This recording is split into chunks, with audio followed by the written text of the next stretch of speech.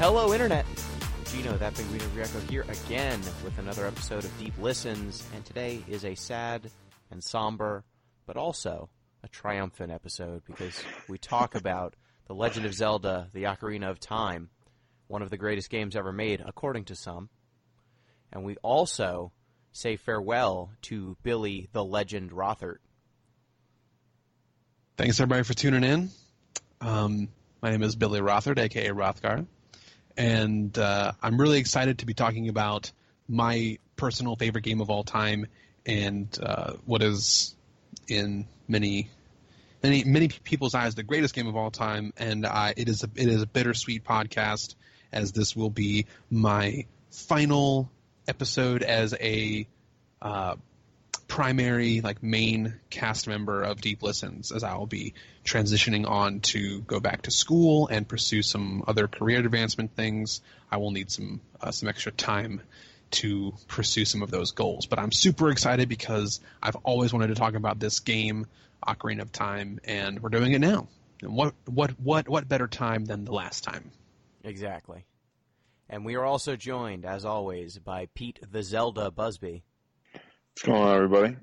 I've always thought of myself more as a Sheik, really, than a Zelda. But, I'll take that as well. I'm excited as well to talk about a game that, I think might have been the first game I played on my N64, which was my first major gaming console, too. So a little bit of nostalgia for me as well. Now, I have two facts today that I can potentially contribute. Have I given Colonel Sanders facts before on the podcast? I can't remember. I don't think you have. Okay, well, I love Colonel Sanders facts. They're some of my favorite facts. He actually had a problem with cursing his whole life. Colonel Sanders, very filthy mouth. Oh, okay. I thought it was like when people cursed around him, he was like, no. No. Colonel Sanders was quite the cursor himself. But the one I want to give is that Colonel Sanders once killed a man. What? Yeah, he had this sign up on I think it was a railway trellis, like a bridge basically, and said come eat my chicken. And people kept painting over it. So one time he found these two guys painting over it, and Colonel Sanders just started shooting. He was like, yo, this is my sign. And he killed one of the two guys. Fuck. But I forget the exact legal machinations of it, but it couldn't have hurt him that much, considering in the future, as we all know, he was named an honorary Kentucky colonel. Wow. When was he alive? This was in I think pre-Great Depression, maybe, 1920s, 1930s maybe. This was back in the bad old days when, white men could just shoot another guy and then be like, all right, it was probably fine. Look, the problem really was that his bullet was just trying to go in a straight line, and these people were in front, impeding his bullet's path. Yeah. If anything, they probably made the other guy pay for the bullet he wasted. Yes. Excuse me, sir. That bullet lodged in your chest. I need it back. Second bonus fact, not about Colonel Sanders, but birds need gravity to swallow, which I think is interesting. So if you brought a bird to space, it wouldn't be able to swallow.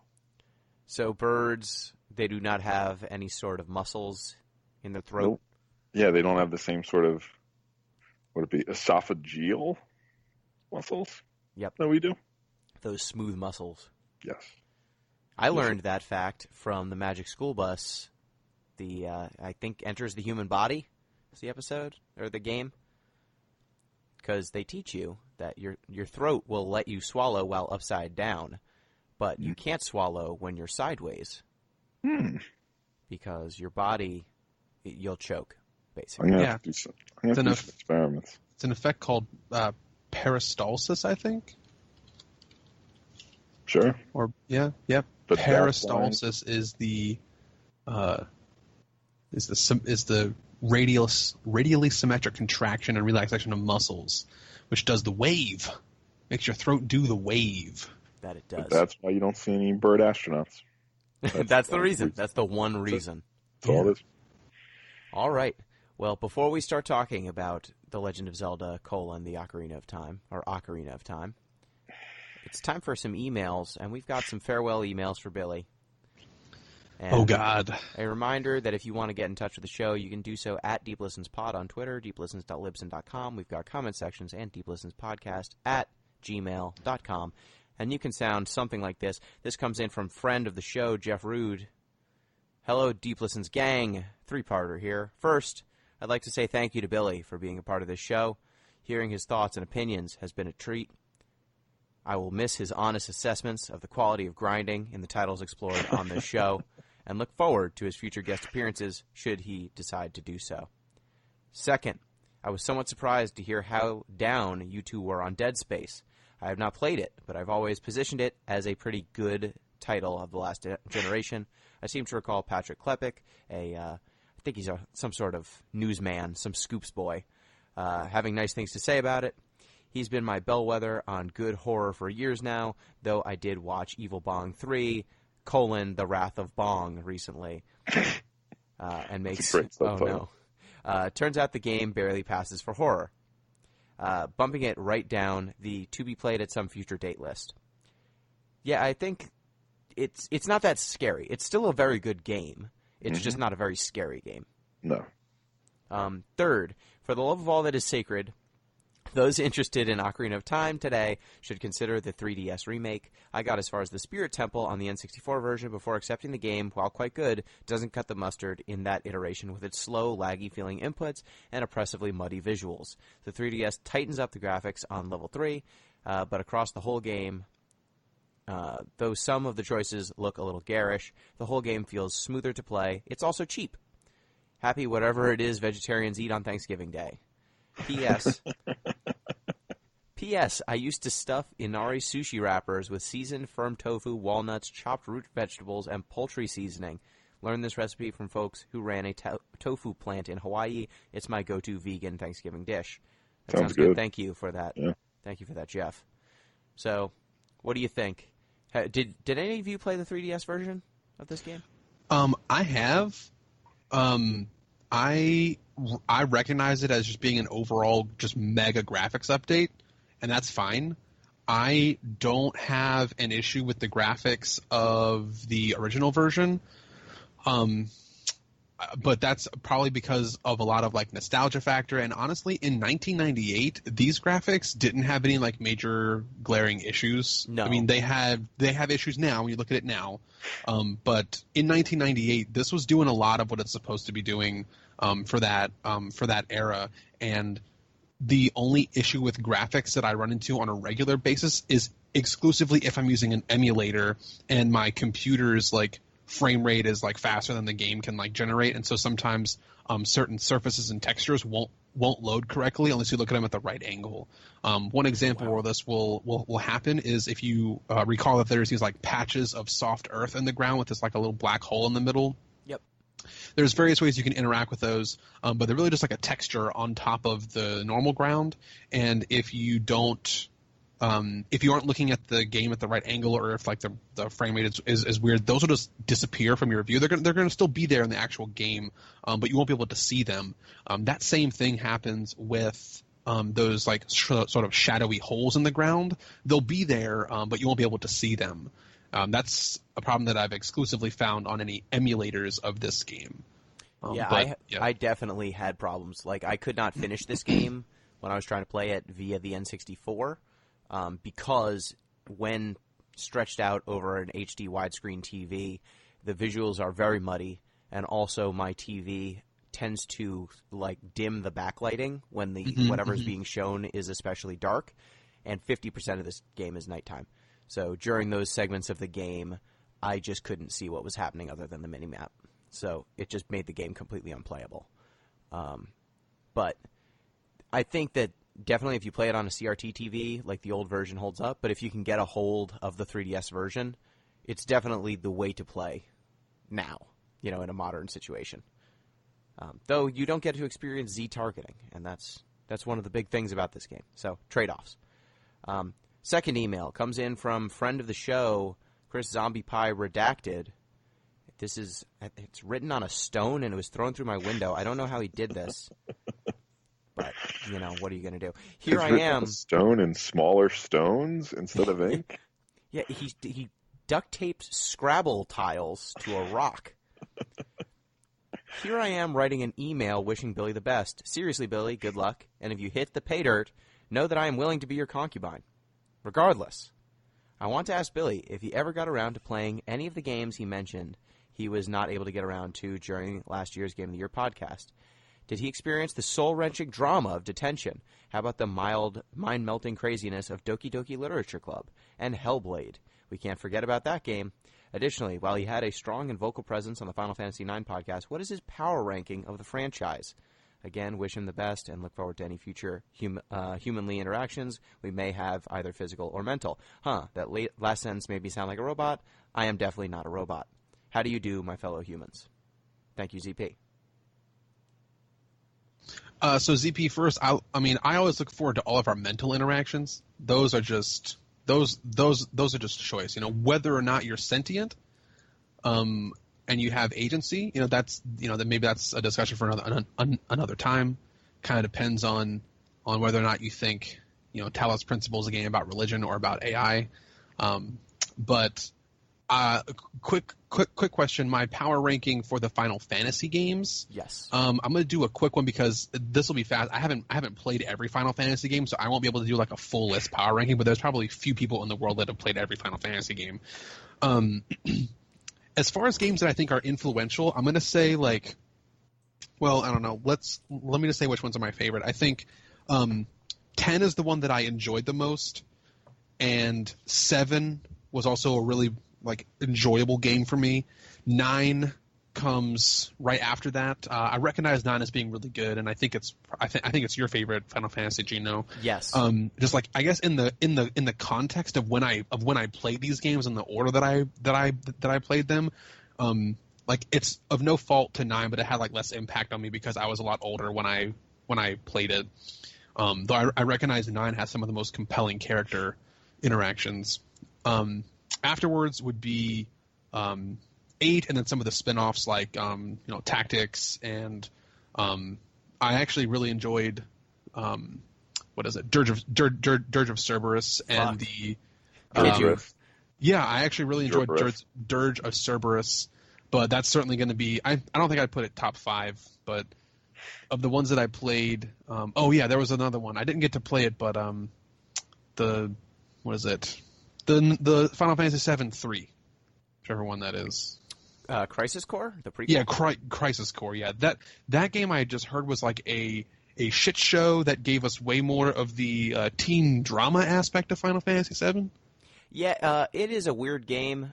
So much of the story is not that. It's tied into 7, but it's like a weird side story. It's just all flashbacks and side stories that are concurrently happening. It's just the moments when they show the stuff that actually is flashback in Final Fantasy VII, it tends to be pretty strong. But much like the Kingdom Hearts series, whenever they have to go off on their own and make their own new storyline that has to tie in with this larger existing story, it's generally anime garbage. Also, I'm just not quite sure why Angeal was even necessary. Exactly. Hey, Pete. Yeah. There's a character named Angeal. Not Angel. Not Angel. It's specifically, it's not Angel. It's Angeal. And he has a bird wing. He has an angel wing. Just a single bird wing? Just one. Single one. Of course. There's another character named Genesis. Wonderful. Oh, yeah. God, fuck. Oh, man. Can I offer a ranking of my Final Fantasy games? Yes.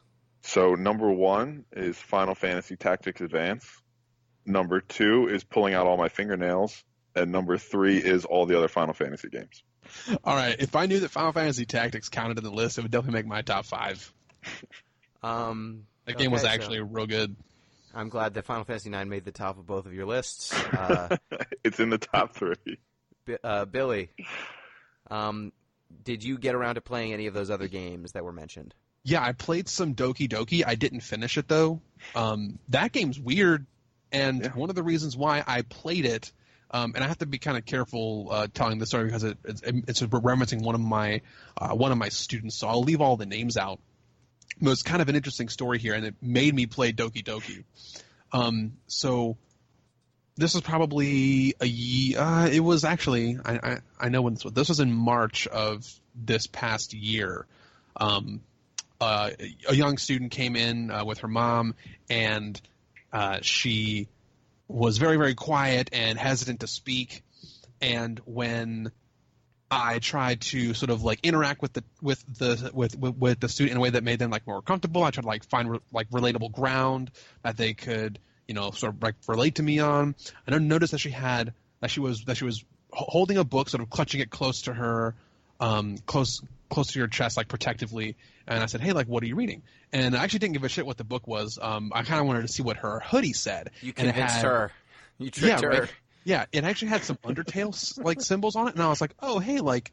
So you threw her out of the place immediately. Good call.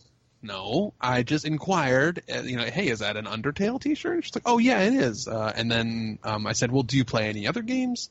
And her mom kind of interjected and said in the most like aggressively mom, like embarrassing you in public, like, "Oh, insert student's name here. She just loves her like anime and her, her gaming." And I just like, first of all, I saw this kid just have the bodily expression of, "Please, I want to die. Get me out of here." You saw her soul leave her body. Just for a split second, like it was like it sort of had this like weird, like, how in 3D movies where like the image kind of like shifts a bit. Like I saw this girl's soul just kind of like, waver and then realign itself. And then I kind of like captured the girl's attention again. I was like, "Okay, but like really, like what kind of games do you like to play?" And she just sort of spouted out what like one of the first things that I heard this girl say was, "I really like Doki Doki Literature Club." Oh, and my hands hit the table, and I was like, "I'm so what? Curious Excuse choice. me." This girl was in 6th grade. Oh no! I just didn't know that like kids would know about. I mean, first of all, like, of course they would. The getting internet, like a Steam game, but like, Sure. I haven't heard it. I didn't hear of Doki Doki until we talked about it on the podcast. That's because you're not a teen. It's because you're not on the internet. You're not juuling all day. And so when I heard that this like sort of like sheltered 6th grade girl played Doki Doki, I was like, I gotta see what the fuck is up with this game. And I got about maybe, I don't know, like 40% of the way through it, just to where it started to get like weird and the game started talking to me funny. and I put the game down for some other podcast purpose because I haven't been able to really play games that aren't podcast related in a while. But I do intend to pick up Doki Doki again, and I have the tension, and I own Hellblade: Senua's Sacrifice. These are all games that I plan to address now that I'm going to have, I shouldn't say more free time, but the free time that I have will be less spoken for as it was in sort of like the heat of the podcast. That's fair. And unrelated question, what do you think would sound better, a Dirge of Cerberus or a Symphony of the Night? A Symphony of the Night would sound better if I had to listen to it. I mean, dirges are typically like somber and sad. Yeah, but it's for like a 3-headed dog. That sounds bitchin'. I mean, yeah, but honestly, my favorite Cerberus was the like hand and feet weapons from Devil May Cry, and so anything Final Fantasy Cerberus just kind of pales in comparison to Dante having fire feet. Is Cerberus technically already dead? Sorry, I think I'm getting that wrong. I think the Cerberus items in Devil May Cry are they're like the flail nunchucks. Yeah, my bad. But still. And Cerberus, I don't know, like Cerberus. He's in the underworld. Yeah. Right? Is he technically dead? Well, I don't know. I guess you can be in the underworld and not be dead in most. Hades isn't dead. In most iterations of the underworld. Really? Yeah. Yeah. Good point. Okay.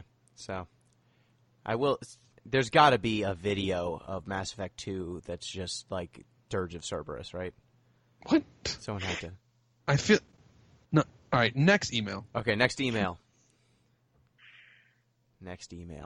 This comes in from superfan Kyle.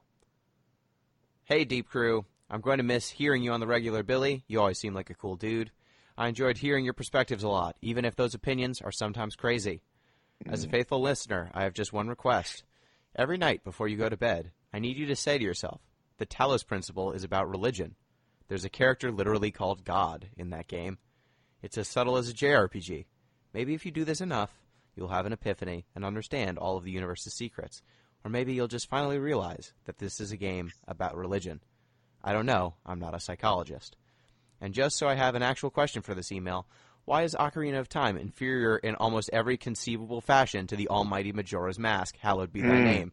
That is all. Thanks as always, Kyle Young. Oh, and Billy, don't fight any goddamn chimps. All right, I will take one out of those three questions seriously, and that's all I have to say about that email. No, but so in response, all three, Talos Principle, all of you that think this game is about religion are just taking the bait, and you're fools, and you're looking at you're not getting past the wrapping paper to get to the actual present. And Majora's Mask, I will concede, in many ways, does outshine Ocarina of Time. We'll probably talk about some of those ways where I think Majora's Mask does some things better. A lot of what makes Ocarina of Time the most impactful, and we're going to get to this, is that true. The two games, Majora's Mask and Ocarina of Time, have lots of things in common, but Ocarina of Time came first, and so it did these things first. There's going to be a lot of things that we tie Ocarina of Time to as being great because it did it before any other games did. And what was the last one? Chimp fighting? Yeah. Don't do it. Yeah. Fucking fight me, chimps. Bad news. All right. I'm glad to see We that. apologize to any of our chimp listeners. All three of you. But hold on. I should be clear. I'm not just being stubborn for the sake of keeping my opinion. If someone gave me a really good argument, and like I was like legitimately persuaded, I could believe that I couldn't beat a chimp. You know, I like that was the thing that you said you would budge on. That's right. The one. All right. Thank you, listeners. Thank you for writing in. Without further ado, it is time to discuss The Legend of Zelda, Ocarina of Time. Billy, what is a Zelda? Well, boys and girls, this is not the first game in the Zelda franchise. In fact, there were quite a few games before this game was released. Yeah, quite a few games before this was released. And when you hear the phrase "The Legend of Zelda," what we're really talking about here is a long, multi-game narrative that follows a family lineage. It is primarily the bloodline of the royal family of a fictional land called Hyrule, and throughout history, different different generations of this royal family come to grips with its role in the sort of overarching, I guess, multi-generational narrative of this land, and some of the other bloodlines in the land and how they're all sort of tied together by fate. I'm going to go just really, really briefly here into some of the history of Legend of Zelda. Yeah, I'm going to give you 5 minutes to try and explain the history of The Legend of Zelda. Hold on. We're going to do that later when you specifically ask me about the timeline. This is not that time. Oh, this is not that time. Nope. Nope. Oh, shit. Nope. Well, you might have to cut that 5 minutes down then, Gino. We're splitting this up into pieces now.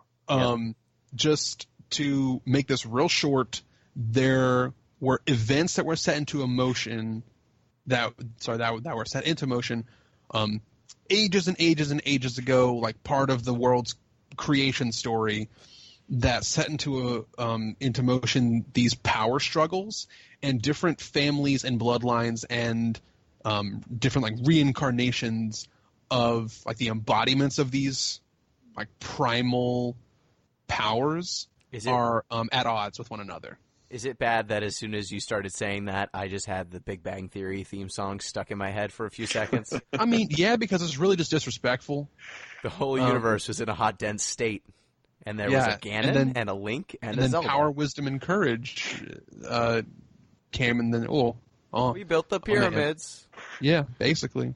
Okay, so Ocarina of Time is one of the most pivotal games in this multi-generational story. It follows the tale of a young man who's canonically named Link, as Link is a young forest boy Notably, this young forest boy seems a bit out of place in his community called the Kokiri Forest, and it's revealed that this young boy doesn't have a fairy, where most of the other Kokiri natives have a fairy that accompany them throughout their time in the forest. Well, Link doesn't have one, and that sort of indicates that he's perhaps not a native member here. As it turns out, he's not. He's actually a Hylian, which is a different race of people. He is sent on a quest by the Great Deku Tree, which is the sort of guardian spirit of the forest, to... Not to be confused with the OK Deku Tree. Okay. After seeing these sort of like nightmares and visions and premonitions of an evil force sort of sweeping the land, Link sets off to have a meeting with the princess of the royal family named Zelda, and the two of them conspire a plan to stop whatever evil is looming over the land, as they both sort of simultaneously had visions of a mysterious man from the west, man from the desert, that they both believe is some kind of ultimate bad guy. Turns out that guy's Ganondorf, and the rest is history. So Ocarina of Time is one of the most pivotal parts in this timeline. Now, whenever you're ready, you let me know when it's time to explain the timeline. I will. Take us down the rabbit that time hole, is not now. Okay. Save it. Put it in your back pocket. You are Link and Elfman, or non-canonically, 2 Chainz. What? And so you're allowed to name him at the beginning. Yeah, you can name whatever you want, I guess. Yeah. 2 Chainz. When I first played this game in 1998, I'm not sure why, but I didn't know that his name was Link, and I named him Clyde. That's a good non-canonical name. Pete, Pete, did you name him anything fun? Steve. Steve always just my go-to name when I have to name people and things. Steve, we need you to save the universe. Yeah, it's like, yo, Steve, you got a minute? Well, that explains why no one listens to him, and he doesn't really talk very much. Fucking Steve. So you start out in the Kokiri Forest. You basically have no equipment for the most part. You get some sticks, and you kind of go off into the first dungeon with almost no tutorializing, very little. Whoa. Right? That's not true. You get lots of tutorializing. I mean, you have to pick up your sword. There's like some movement stuff when you do that. Oh, yeah, and you do the lock-on. So I think it's important to mention, like, mechanically, this game was a revelation at the time. This was the game that invented lock-on targeting. That's big. The Legend of Zelda franchise also invented some other things. The Legend of Zelda franchise was the first game to... Not boomerangs. Hook shots. Legend of Zelda franchise was the first game to have saving. That didn't happen in Ocarina of Time, but it happened in the 1987 SNES, or sorry, the regular NES game. Legend of Zelda was one of the first ever games to have a save file. I did not know that. But yeah. Z targeting. So if you have ever done lock-on targeting in any game, you have the Legend of Zelda kind of to thank for blazing that trail. And Ocarina of Time handles this by using the trident-like controller of the Nintendo 64. There's a Z button on the back of it, and this button in this game is used to lock on to the nearest enemy. And once you've locked on, all of your movements become relative to that enemy, so you can strafe around, jump in, jump out, and all of your attacks will kind of target that enemy and focus in on them. They kind of explain this as your fairy, Navi, is able to, kind of goes near the enemy and helps you target them. So there's an in-game explanation for Z targeting, which is kind of funny. But it's amazing how well it works, considering it was the first try. It really does. The way it operates mechanically is that the field of they put Link's position as fixed around an enemy's Z-axis. Around an enemy's Y-axis, and Link is able to strafe around in a circumference around this enemy. So geometrically, it's not that complicated to think about, but they had to give every enemy a tangible vertical axis around which Link could sort of like become fixed, and he could only change his radial position around the creature and the distance of the radius he was from the creature. Yeah, so you're almost in orbit around the creature once you lock in on them. Yeah. Now this makes for some weird interactions with movement if the creature ever like passes over you or, you know, maybe too close to your space. But in 95% of the circumstances, it works perfectly. It works so well. Yes, one of the best and earliest instances of a lock-on feature. Yeah, and it is kind of incredible. I expected coming into this game, because I did not play it at the time, I did not expect them to get so much out of lock-on targeting, considering they had invented it. You know, they got side strafing, they got diving in, diving back, back hopping. They got attacking on different axes as well. They got projectile weapons being locked on when you're Z-targeting, and if you're not targeting, you can also like do first-person shooting.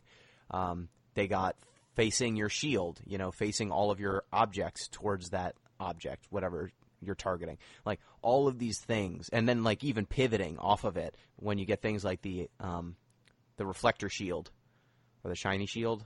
What is it? Mirror shield? Yeah, the mirrored shield. So you can target someone and then even like bend your targeting a little bit to kind of deflect things from one thing to another. All of these things were figured out on the first attempt, and on that alone, this is probably one of the most influential games ever made. If nothing else happened in this game, if all it was this. And I think something to mention is it wasn't Gears of War. There was a game that came out before Gears of War that did 3D, that third-person cover system. Kill Switch, that's it. There's a reason why I had to think of what the heck that game was, and it's because Kill Switch wasn't a good game. No, I bought it, played some of it, not good. Yeah, but it invented the cover system that a lot of games kind of aped after it.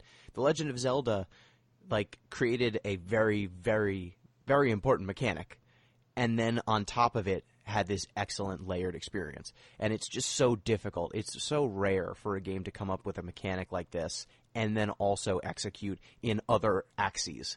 You know, it's not just we came up with this great concept, now let's just build an entire game around just this. There are so many other gimmicks and mechanics going on in Ocarina of Time that it's a really impressive game. So when you first start out, like you get your basic sword, you get a wooden shield, a Deku shield, and you go into the first dungeon. And one of the things that jumped out, to me at least, was there's a lot of usable items and different items to slot into you have 3 item slots, basically. And this game kind of expects you to know what's in your utility belt. And each of those things have very specific uses. But there's a lot of just kind of one-off usable items that you need to keep track of. And it really interested me that there are so many items to think about in this game that is, you know, it's an early N64 game. And they were thinking that many layered mechanics. You know, there's Deku seeds, there's Deku sticks. Sticks you can use to set things on fire. You can also use them to attack at range, but they're single use. Deku seeds stun enemies. And do they do anything else, Billy? Sorry, Deku nuts stun enemies. Deku nuts. Potions. Yeah, they just primarily stun enemies. Yeah, there's potions. There's bottle. Deku seeds are the slingshot ammo. Yes. Yeah, so there's a slingshot. You can shoot at range. All of those things are like single-use. Some of them are single-use items. Some are specialty items. There are different shields, different swords, all these sorts of variations that you need to keep track of and keep account of that are going to live in your inventory. And there's a little bit of inventory management in this game as well. What did you think of the inventory system? Pete, I'll let you go Sure. first. So bottles are the most important thing you will ever get in any Zelda game. So with bottles, what you want for the most part is recovery fairies, because when you die, they'll bring you back to life. So the key really in terms of inventory is managing your bottles as far as I'm concerned. Beyond that, what I would typically always do is I'd have one range item. So whether that's a bow or the hook shot eventually. And then I typically have the hammer as well because I like it and it looks cool. And then the last one is just open for whatever you might need. So I mean, I like the inventory management with the C buttons. It lets you pretty much keep whatever you would need for a given situation. And so long as you have those bottles, you're golden. It's important to note here that this inventory management was only made possible by adding more buttons to the N64 controller. Prior to this, we had the Super Nintendo, which had 4 buttons, I believe, A, B, X, and Y. And it had an L and R button, I think, and a single sort of like control stick or directional pad. That was like 6 like active buttons and a directional button. Here we have Z, L, R, A, B, C, up, down, left, and right, and just adding more buttons to assign functions to made this possible. There were other games before this that didn't make as important use of the C buttons. In many cases, the C buttons were only for camera. Here, there was like decidedly less camera control in favor of giving a person more active inventory. And that's something that earlier Zelda games really people really kind of missed, or were really yearning for that, because in most other Zelda games you could have your sword and one active item. So it involved a lot of pausing to deal with different enemies or battles where you might have need more than one of your non-sword active items. Here they finally resolved that stress, that tension of needing to have a couple different items available, and you have effectively 4, your sword, and 5, I guess, sword, shield, and 3 active items. In the earliest parts of the game, they give you the most wide variety of active item use. So before you leave the Kokiri Forest, you get the widest assortment of active items. In later parts of the game, you have to sort of go out of your way to find a more varied assortment of active items, or the ones that you get in the various dungeons are very specific, and they're always a combat item. There's not as many utility items. For example, Deku Nuts will never deal damage to enemies. They're primarily used to stun enemies. It's great for crowd control, because if you get swarmed by a bunch of different enemies and you pop a Deku Nut, they're stunned for 4 to 8 seconds, depending on the enemy type. And that can really help you out of a bad situation if you're maybe a new player and don't know how to properly manage large crowds, especially when you're Z-targeting, and that kind of changes how you can view the room. Deku Sticks are the most overpowered weapon in the entire game, and Deku Seeds are your best and earliest range weapon for a long time. I mean, only outshined by the bow much, much later in the game. So the fact that these early action items are so diverse and you get them all in the tutorial level, that's really cool. They give you a ton of the different, no pun intended, maybe just seriously, literally, items in your tool belt for the low cost of a tutorial level. Yeah, and I think it's also worth mentioning, mappable buttons. I don't know if this is the first instance of that, but mappable, being able to just map items to buttons, it's something we take for granted. This is also, I think, one of the first games that did that. So having multiple functions that you can assign to your buttons as you want, pretty groundbreaking at the time, at least for console games. Another thing that's pretty groundbreaking is this game has context-sensitive buttons as well, or context-sensitive movement. So Link, if you walk up to a gap, will jump. You don't have to hit a jump button. He just jumps to clear the gap. If you walk up to something that you can climb, he will just kind of start climbing. If you walk up to something that he can, like a ledge, he will climb up on the ledge. So they removed a lot of the necessary button presses as well. So they made sure that the buttons that you were using were maximally functional, and then removed the ones you did not need. Now I have just a bit of an issue here. It's one of the few times where I might have a critique of this Zelda game, is that I think they in some cases overloaded the A button a little bit. Yes. There were some times where the A, and just like you're saying, context sensitive A button interactions sometimes got you into trouble. There's a couple of instances where I'm thinking of this is where you're trying to push or pull blocks, If you're standing stationary in front of a block, you'll have the option to push or pull it. If you walk or have movement towards a block, you'll start off having the ability to push or pull it, but then after like maybe 3 or 4 frames, it'll switch to the climb feature. If you are trying to like line yourself up to a block to push it the right way, you might accidentally climb up onto that block rather than push or pull it like you want to. Additionally, there is another time where you have to interact with chickens, the cuckoos, and those can be very difficult to pick up if they walk maybe like past a bush and the A button gets confused about what you're trying to pick up, or a stone for the same reason. Or if you throw a chicken and you walk up to try to pick it up again, if it's bouncing up and down on the ground, the A button will just cycle back and forth between doing nothing and picking up the chicken because the chicken isn't on the ground when it's hopping up in the air, so you can't pick it up. There are some times where the A button gets really confused, and that's one of the only times where I think the button assignments kind of stumble. But other than that, I think this is a really influential button assignment game. Though button assignment has happened earlier, like again in Legend of Zelda, you can really assign the B button to, like the A or B button to a lot of things. But in general, this is like a multi-button assignment like trio that is kind of crazy. Yeah, and I agree there are some flaws with how they handle context-sensitive buttons, but considering yet again this is another like pretty big influential decision, it's kind of incredible that they got so close on so many of these things.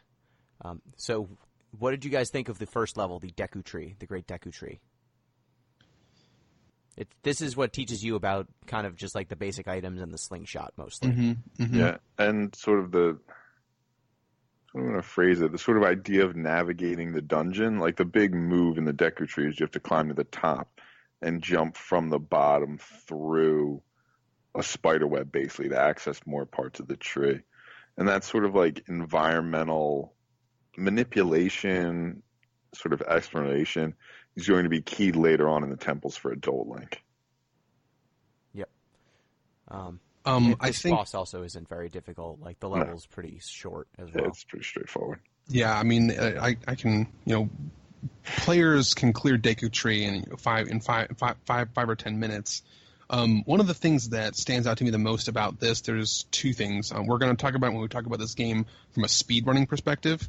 That'll be a little bit later, but from the very opening sequence of the game to end of the Deku Tree is one of my favorite tutorial sequences, because depending on how new you are to the game, it can feel like a very rich, complete tutorial experience, giving you all the things you need to know to play the game in a very organic, natural way of just interacting with the citizens of the Kokiri Forest and picking up items and using them for the first time. But if you're an experienced player, there's ways you can skip almost all of it, and it doesn't hinder you in the slightest. You have to just get your key items and get out. I can be out of Kokiri Forest in 10 to 15 minutes, and it's not 10 or 15 minutes of me like not enjoying the tutorial level. It's just that's how long it takes me to go do the first dungeon. That's only if I decide to do the first dungeon and not skip to later parts of the game. So there's some elegance here with how this game gave you the tutorial level, and I think other games need to take a look back at how they do tutorializing to take a page out of this game's book, because it felt really organic, and then a lot of it was optional. Yeah, I think that makes sense. And as someone who came to this game for the first time this time, I definitely got lost and a little bit confused early on, but I found at least the first tutorial level to be fairly straightforward. I knew where I was going, I knew what to do, and I knew how to play, which was pretty good considering this game is pretty dense. So once you get out of the Great Deku Tree, you get sent on a quest. You need to go to Hyrule and go find Zelda. So you leave Kokiri Forest and kind of make your way over these Great Plains. And this is where you first get exposed to the time mechanic in this game. Billy, do you want to break down how time works? Is this the 5 minutes? No. Oh, okay, all right. I was like, are you asking me about time? The night-day cycle. Just night and day. Yeah, so this game does have an active clock And the first time you get exposed to like the time, you can actually get like exposed to time in Kokiri Forest before you leave. If you smack this weird stone, it'll tell you what time it is. It'll tell you that it's like 12 o'clock noon, but it'll always be 12 o'clock noon if you smack that stone. That's kind of weird. Once you leave the Kokiri Forest, the clock starts ticking. And if you are outside in the environment in like a non-residential area, night and day will pass. I don't remember the exact amount of minutes or seconds. It's like maybe like 1 or 2 minutes before the day night cycle switches. But while you are out in the sort of overworld, time passes, and time can pass from day to night and night to day. If you go into a town, it will sort of lock in that time whenever you walked in, and you'll be able to interact with the city or the town or the village at that time of day. Now, there's two primary times of day, daytime and nighttime. But interestingly enough, if you go into a city and like the sun's in a different spot, it'll be in a different spot and like change the lighting of the city, even if it's registering as like this is a day instance of the town for opening and closing, certain shops or talking to certain NPCs that are there in either day or night. Even if it's within the binary day or night status, there's sort of like a gradient of the lighting in the town, which is an unnecessary thing. They could have just had it be like a binary, it's bright or it's dark. They let it be a gradient that they just sort of said, oh, well, if you're this far along, it's considered nighttime. But yeah, we're really just changing the color of the sky and how the shadows interact. That was really cool. You also get, like, at nighttime, certain enemies will come out. There are some quests that can only be done at certain times of the day. And I found that Hyrule was the first time I got exposed to night. And once you're on that field, all of a sudden skeletons start coming out and attacking you.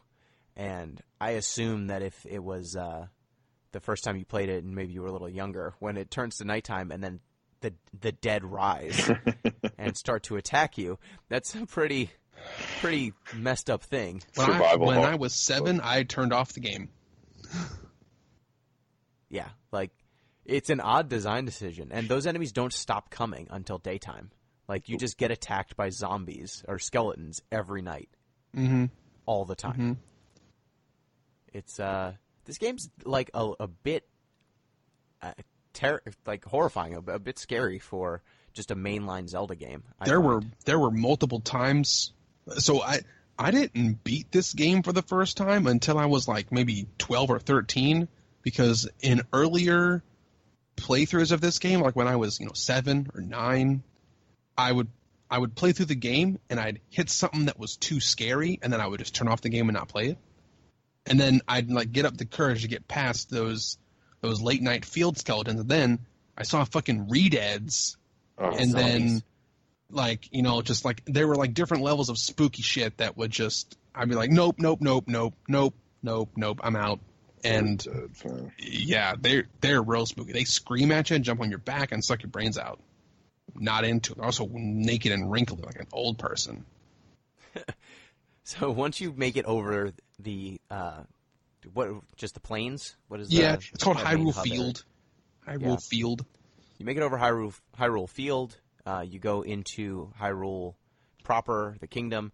Mm-hmm. There's a shop, and it's interesting to note that this game makes use of full 3D rendering in like Hyrule Field and the forest and some of the different dungeons. But then in the towns, they sometimes use pre-rendered backgrounds, which is, I think, a pretty interesting way of kind of varying up how the game is displayed. Like, once you go into Hyrule, you basically get a pre-rendered static image that you can run around, and the camera will actually pivot like 360 around this this pre-rendered image. So as someone who's used to like the PS1 Final Fantasy games and stuff like that, pre-rendered backgrounds were pretty normal for me, but it is a bit of an odd juxtaposition. Like, other game series didn't, the FF series didn't do this till PS2 level.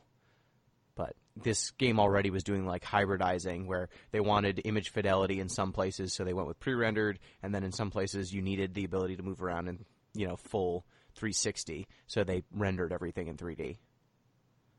A lot of the interiors of rooms will be pre-rendered as well, and shops and stuff. But there's a lot of shops. Like, as soon as you get there, there's a ton of shops, and they throw a lot of mechanics at you all at once. And you're basically just locked by how many rupees you have. But there's nothing stopping you from, like, buying some late-game stuff. Mm-hmm. What does the mask shop do?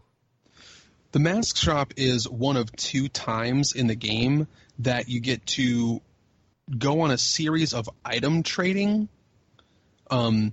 This is the first opportunity you can do a series of trading items, and we will... Actually, this is probably the best time to talk about this, just because I don't think there's going to be another good opportunity, but you sort of unlocked a really cool discussion point here, which is that, yeah, we talked about the sort of the shops and the interactions, but in The Legend of Zelda Ocarina of Time, Link's actions matter. They have real-world, like, tangible effects on Hyrule. You change the lives of the citizens based on what you do. And this is one of the best examples of it in the early game. The Happy Mask Shop. So you go into the Happy Mask Shop and you get you get access to the first mask. This character, the Happy Mask salesman, is probably some kind of like capitalist commentary or some shit where he's like, yeah, so just like, hey, take this mask. You're like, you're borrowing it, and then you'll just pay me back later, but give it to somebody, and like maybe they'll pay you for it, maybe they won't, but like, eventually just like pay me for this once you find someone to give it to, and then like, the masks make people happy, but also when you sell them, you're happy, and like, there's some weird commentary here, I'm sure that I'm not seeing, but this multi-level marketing adventure I have for you. You pyramid get the masks scheme for cheap, but once you get another person, they're under you, okay, right? They're in and your downline. Yeah, they're downline from you. And once you give them masks, like you sell masks, and when you sell masks, I get money. But when they sell masks, you get money. And really, we're all wearing masks in society when you think about it. Mm-hmm, mm-hmm. So you take the first mask, which is called the Keaton mask. It's sort of like a fox face mask, a cute little fox face. Oh, kitsune. Sort of, yeah. And there's a guard that you have to talk to. It's like a main story quest, Hyrule guard that you have to talk to. Once you visit Zelda and have a little conference with her, she says, "Hey, you need to go to Death Mountain and hang out with the Gorons and do their dungeon up there." Okay, cool. Well, along the way, you have to pass by this guard, and she gives you like a note, like a doctor's note or like a hall pass, whatever, to like go past this guy and get up to Death Mountain. And he just kind of mentions, "Oh, by the way, I really wish I had one of those masks. My kid really wants one, but I can't leave my post." So you go to the Happy Mask shop, get the Keaton mask, and then you wear it and talk to that guy. So again, you put on you like have an item interaction. You put on an item. You use that mask. You put it on your face, and then when you have a conversation with that person, different dialogue appears. And they say, "Hey, that's a really cool mask. Can I give you some money for it?" And you say, "Yeah, sure." So here's the mask. And once you go take the money back to the Happy Mask salesman and pay off your blood pact debt that you have with him, he gives you another mask. Well, the next mask you get is I forget which one it is. It's either the like skeleton mask or the spooky mask. I forget which one comes next. But there's another mask you get that you give to if you get the skeleton mask. I forget like which one is the skeleton mask. You give that to a what do you call them? Like a little like forest, like a Kokiri forest spirit who wears like the straw hats and have the little blowguns and stuff. Skull Kid. Okay. Skull Kid. You give the skull mask to the Skull Kid, and he's like, "Thanks, this is a sweet mask." And then he doesn't give you any money for it, so you kind of lose out on the bargain. Next, you get a spooky mask, and the spooky mask you give to the little boy in the graveyard in Kiriko Village, so he looks all spooky, and he gives you like half of what you spend for it. The last one is bunny ears, and you get bunny ears that you take to a man who's like running around Hyrule Field. He'll spawn once you get further into the Happy Mask mission, but the bunny mask you give to him, and then he gives you just as much money as your wallet can hold. So if you have like I mean, he just says like I'm going to set your wallet to max capacity no matter what it is. That's how much money he gives you for this bunny ears mask. And then once you do that, that was 4 masks. You've like completed the Happy Mask quest. You go back and there's 4 other masks available for you to rent just for free. One of them is a Deku mask, I think, or no. It's like a Gerudo lady mask. It's a Goron mask, a Zora mask, and then there's the last one, which is important. It's called the Mask of Truth. If you put on the Mask of Truth, you'll be able to talk to those stones that you would smack to have them tell the time. You talk to those stones, and they'd like give you like in-game hints and secret clues and stuff. But also, you could like hear like the thoughts of other characters, similar to how like in like the best example of this would be like the clairvoyance feat from Psychonauts. You kind of like get a little bit of different insight to what that person is thinking. Mask of Truth kind of does that for a lot of NPCs, but you've interacted with 4 characters in Hyrule and like helped them get something that they wanted, and then they helped you back, and then at the end you get this like item upgrade. This kind of thing happens a lot in Ocarina of Time. It happens as you're an adult later. I won't go through all the details there, but you go through this like series of item trading that what's different is that all these are on a timer now. Like the items will somehow expire if you don't get them to their location in the right amount of time. And if you do that, you get access to one of the strongest weapons in the game, which is called the Bigoron Sword. So like there's a couple different times where these like item trading quests happen, and they really are the best example of how your decisions matter in Ocarina of Time. The things that you do when you're not in a dungeon affect the lives of the citizens and people here. That's a pretty big important part of what this game's trying to do. Did you have something, Pete? Dad? No. I mean, I think Billy pretty much summed it up. I mean, also, I don't think you mentioned it, but even when you wear some of the other masks, like the Goron mask and the what are the sand people called again? Gerudo, I think. The Gerudo mask. Just wearing them and talking to some of the other NPCs, they'll also respond to you differently. Like some of them can tell you're wearing a mask, some of them can't. So like there's a serious attention to detail here too. Like even the time tellers. Like one of the cool sort of little Easter eggs is you can blow them up with bombs and they'll react differently. Or if you hit them with the hammer, they flatten out and they like take off into space. I think I remember. Like there's all these little sort of small, like world building's not quite the right term because they're not necessarily like advancing the mythology of the realm, but just like if you try dumb stuff, usually you get rewarded in Zelda. Yeah, I mean, it's worth mentioning like one of the big platforming objects in this game is chickens. Yeah.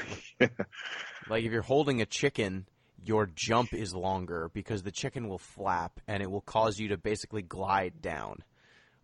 There's a bunch of stuff like that in this game where objects interact intelligently in ways that you wouldn't necessarily – they did not need to.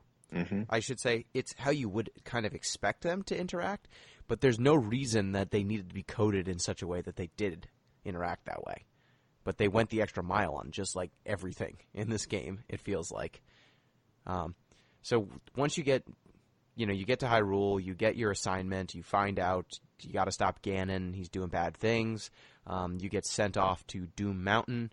The Gorons are rock-eating people. You go to see them. Actually, before you do that, I guess it's worth mentioning you get the Ocarina and you learn some songs. You learn Zelda's Lullaby and some other stuff. This game kind of expects in the menu. It does have the song, right? You can look it up. Yeah, you can look it up in the menu. Yeah. But you need to kind of find these songs out in the world, and some of them are not necessarily in obvious places. Mm-hmm. Like once you get assigned to go to Mount Doom. Is it Mount Doom? It's not Mount Doom, is it? Death Mountain. Yeah. No, Death Mountain. is Whatever. Tolkien. Same thing from it's the Lord of the Rings. Yeah, basically. It's Mount Mm-hmm. Doom. Mm-hmm. So instead of going there, you're actually supposed to go back to Kokiri Forest and go to the Lost Woods. And I thought that the Lost Woods actually was also really cool because the way you find your way around there is by the sound that you hear. Yes. Like there's always 3 directions to choose from, and whichever direction has the music kind of coming from it, that's the way you're supposed to go. If the sound gets duller, then you're going the wrong way. And that's just a really interesting. I didn't even know they could figure that out with an N64, but they could, and it totally works. Yeah. It's also worth. Sorry, just a small Go point ahead. while we're talking about music. Ocarina of Time has some incredible music, top to bottom. Like they're all different in the different areas, and they're all bangers. Yeah, this game top to bottom, man. Yeah. So you need to kind of double back. You go to the Lost Woods, you get a song. The song is described as like the way you can talk to one of your childhood friends anytime you want to. Which is true. It does function like that, I mean, so if you just play it anywhere, she'll give you hints, I assume? She'll just be like, hey, how's it going? Hope you're doing great. By the way, have you checked out this? It's kind of like a less informative version of Navi. Okay. And Navi does a pretty good job of kind of directing you to whatever the main story quest is. Also a pretty, annoying Yeah, she sucks. of doing this. Yeah, but as someone who went to Mount Doom as soon as Death Mountain, as soon as I left Zelda, Navi was like, hey, maybe you should go to the Lost Woods instead. And I was like, why would I want to do that, Navi? They told me to go here. And Navi's like, nah, dog. I got you, dog.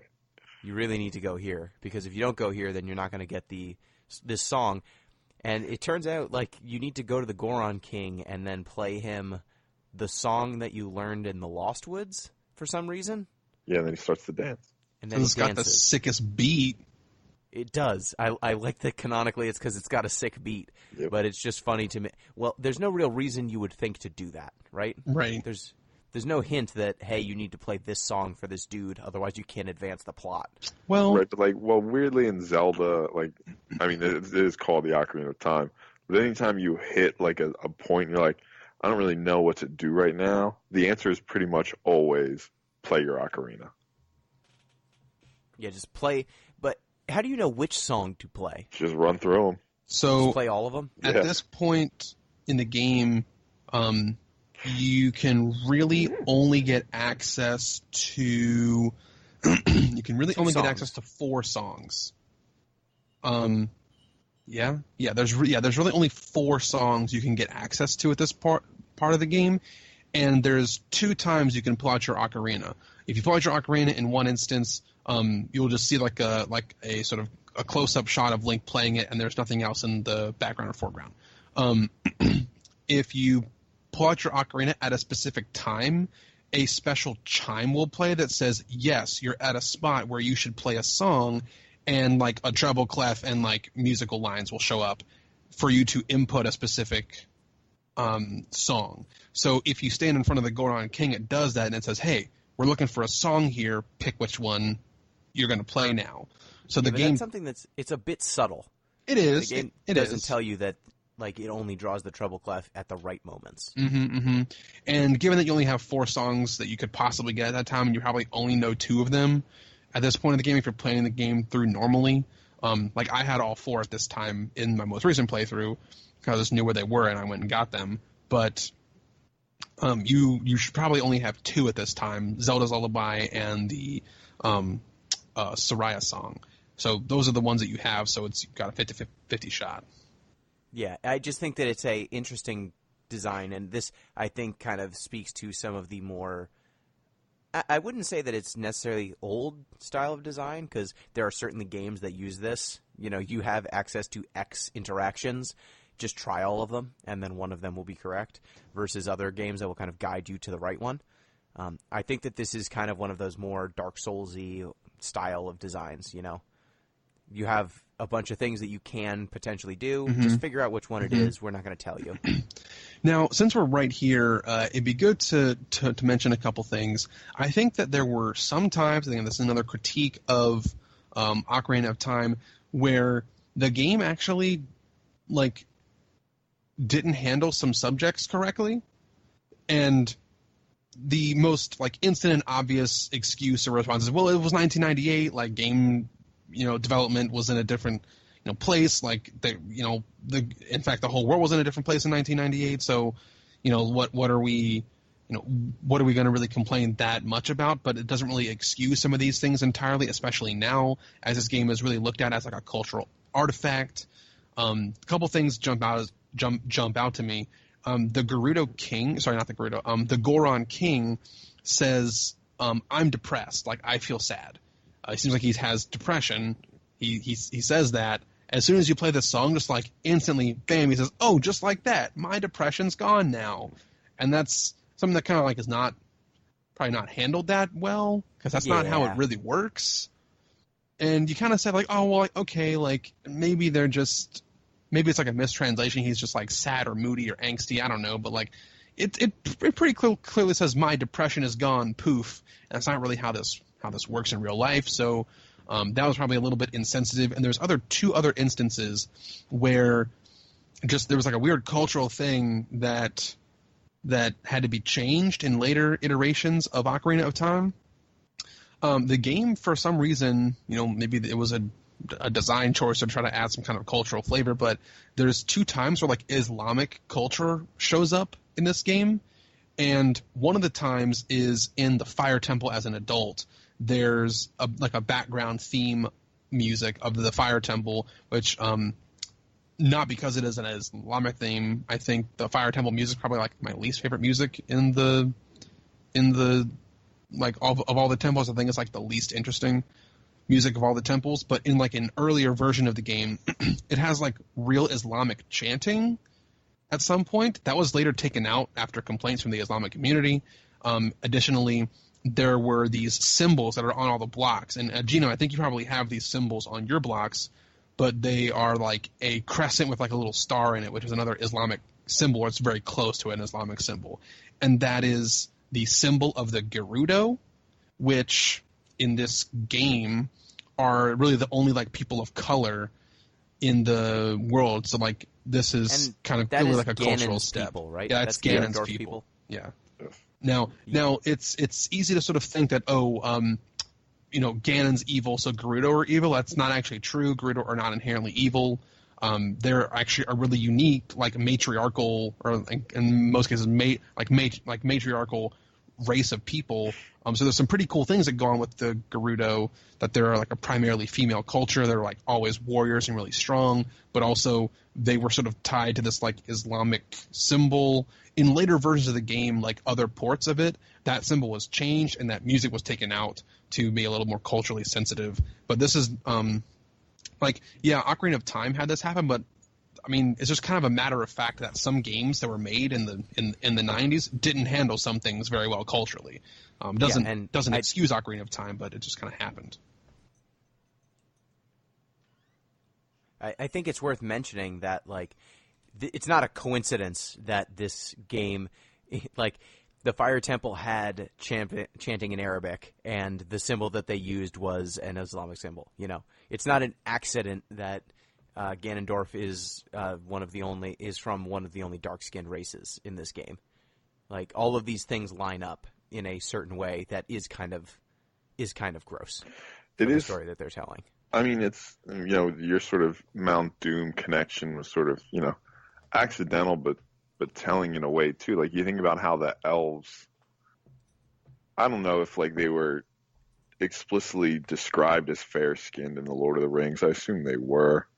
But like the elves are really, to use an obviously inflammatory and, terrible phrase, the master race of Tolkien's world, right? The elves were in charge of everything. They were the best and the strongest. And there's a reason sort of Link with his elven features is fair-skinned as well, as opposed to the sort of swarthy dwarves of Tolkien's world and the Gerudo. Yeah, and the Gerudo, I forget, is Mordor to the west? Mordor's to the east, I think, in Tolkien. Okay, so they are not the same direction, but the idea that there is a far-off land that these dark people come from, and look at them, he must be evil. Like, Zelda doesn't really give you a good explanation for why he must be evil when you first see him.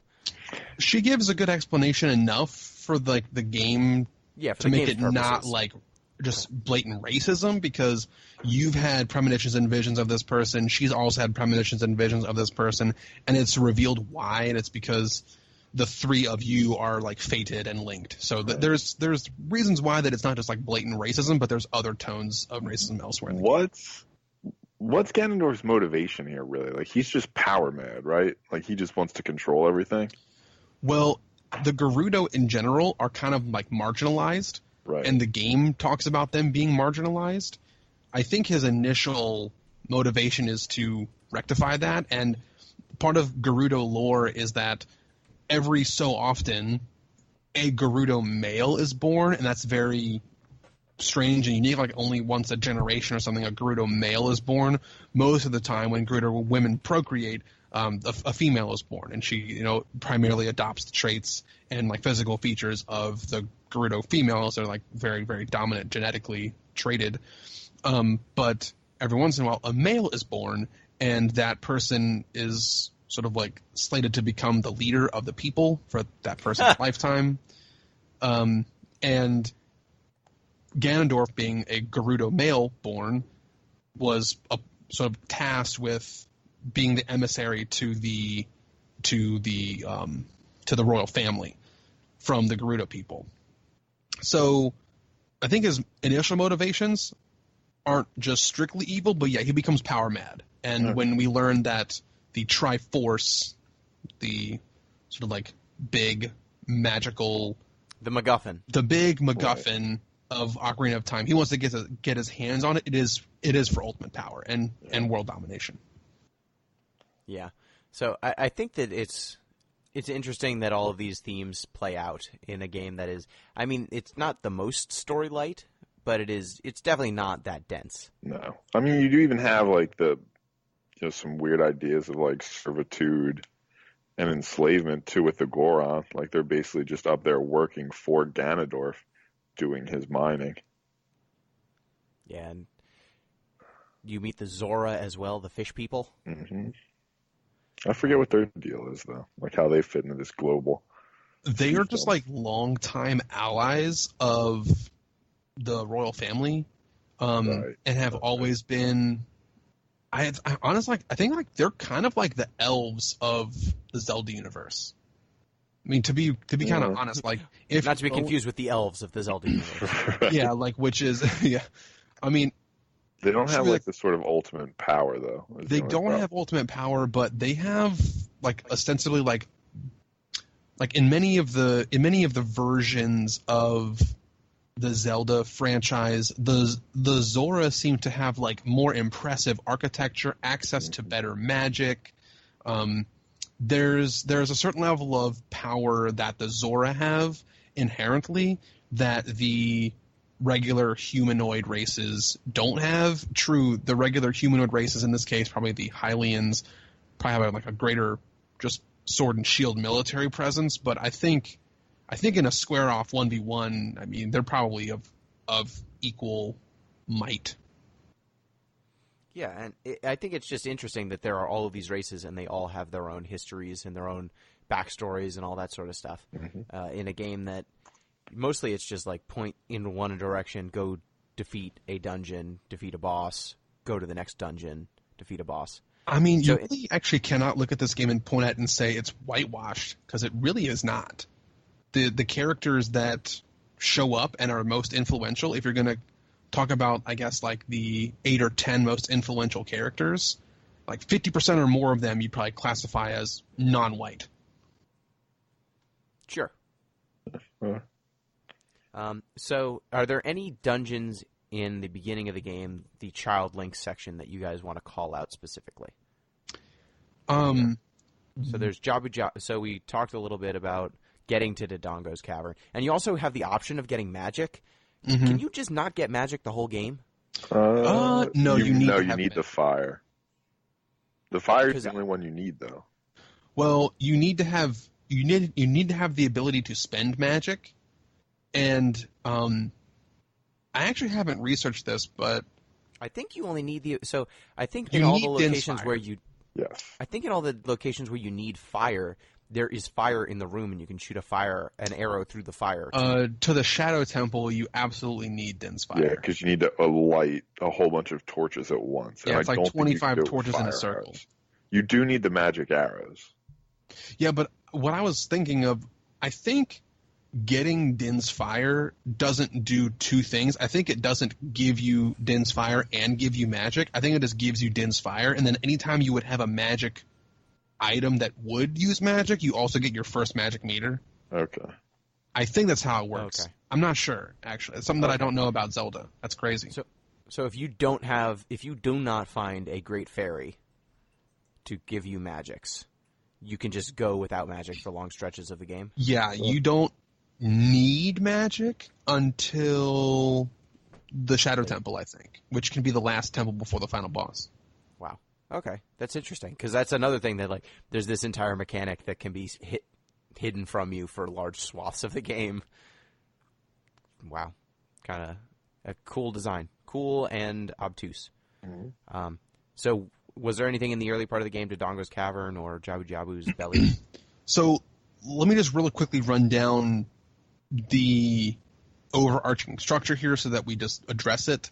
The general idea that you mentioned briefly is that I think I might have cut you off here, so I'm sorry if I did, but you mentioned, Gino, that this game follows a typical rinse and repeat model of go visit this race of people, interact with them, they have a dungeon there as well, do the dungeon, get an item, get some reward, rinse and repeat with the next group.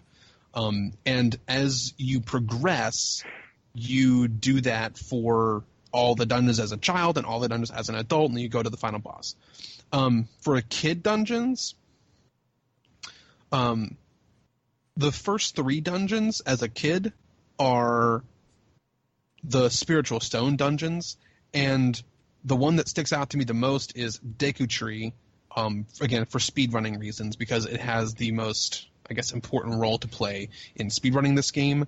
But there's technically a child dungeon that is the bottom of the well in Kakariko Village. You can go to the bottom of the well in Kakariko Village. That's one of the child, quote-unquote, dungeons. It doesn't count necessarily as like a dungeon proper because it doesn't have the same like requirements as a dungeon. You don't get like a full heart piece at the end, but you do get an important key item, one that you need to progress through the game, and that one I think is the most interesting child dungeon for me, even though it's like the spookiest. Do you have to go to that dungeon after you get the Master Sword, or can you do that before you get the Master Sword? You have to get it after the Master Sword. Okay. But it's a one that you do as a child. Just like Yes. you do half of the Spirit Temple as a child and half of the Spirit Temple as an adult. Yep. Okay. Just making sure. Mm-hmm. So the early temples, they give you things like the hook shot. They give you the ability to pick up bombs. So every level kind of acts as a tutorial for a given item. Yep. You get the ability to throw bombs, and it teaches you how to use bombs. The boss will be vulnerable to bombs. You get a big-ass hammer. Yep, you get a big-ass hammer. That teaches you about big-ass hammers. Mm-hmm, mm-hmm. You get the hook shot, and that teaches you how to use the hook shot, and the boss requires you to use the hook shot. All of the levels in this game are designed around 1 or 2 key items, often that you acquire right before the dungeon or in the dungeon, which I think is pretty clever. It's always useful. Like, it keeps the game fresh. It makes sure that you're doing something new every time. Yeah, and like in addition to just the items, you get different clothing too. So you get iron boots, which sink you in water. You get hover boots, which let you hover. And you get corresponding tunics to make sure you can take advantage of those items. Yep. Is there anything, Billy, in the early game? Anything else? Or should we jump to the time jump? Because this game's about time travel, too. Yeah, it is. So the early game dungeons, I want to say that the most impressive item for me in this game is actually the boomerang. Like how the boomerang mechanically works. All the other items do cool things. Actually, I'll take it back. Bomb chews are probably cooler, but bomb chews are really inconsistent. The boomerang is fucking OP. Like, it does so much cool stuff, and it like functions really well as this crazy like item with this weird trajectory coding, and like I don't know, it's so awesome. Also, the boomerang is used to get infinite gold Skulltula tokens. That's really important too. That is good to know. Mm-hmm. That it is broken in that way. Yeah, it's broken in all the ways. So once you complete the early dungeons, you go to the Temple of Time. You use the 3 objects, the green stone and the red stone and the blue stone, and that unlocks the Temple of Time. You get the sword, the Master Sword, and this jumps you forward. How many years? 10 years? 10? Yeah, you're 7. an adult. 7? 7 years, yeah. Jumps you 7 years into the future. It's bad in the future. Ganon is in charge of everything. He's done evil. And you need to now save Hyrule again for the first time.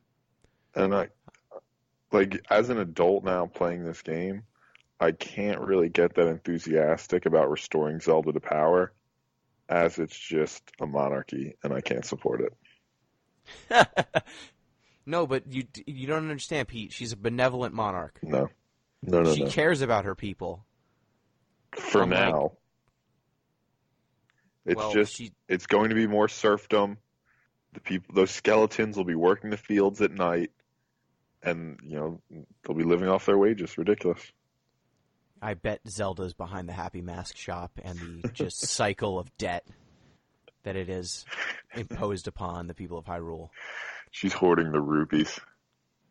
Well, clearly she's hoarding the rupees. Yes. I don't know, rupees are pretty easy to come by. You just cut some grass and you'll find $5-10 easily. That's because she just throws them out. She just doesn't care. Murder some skull kids and you get 100 of them. Yeah.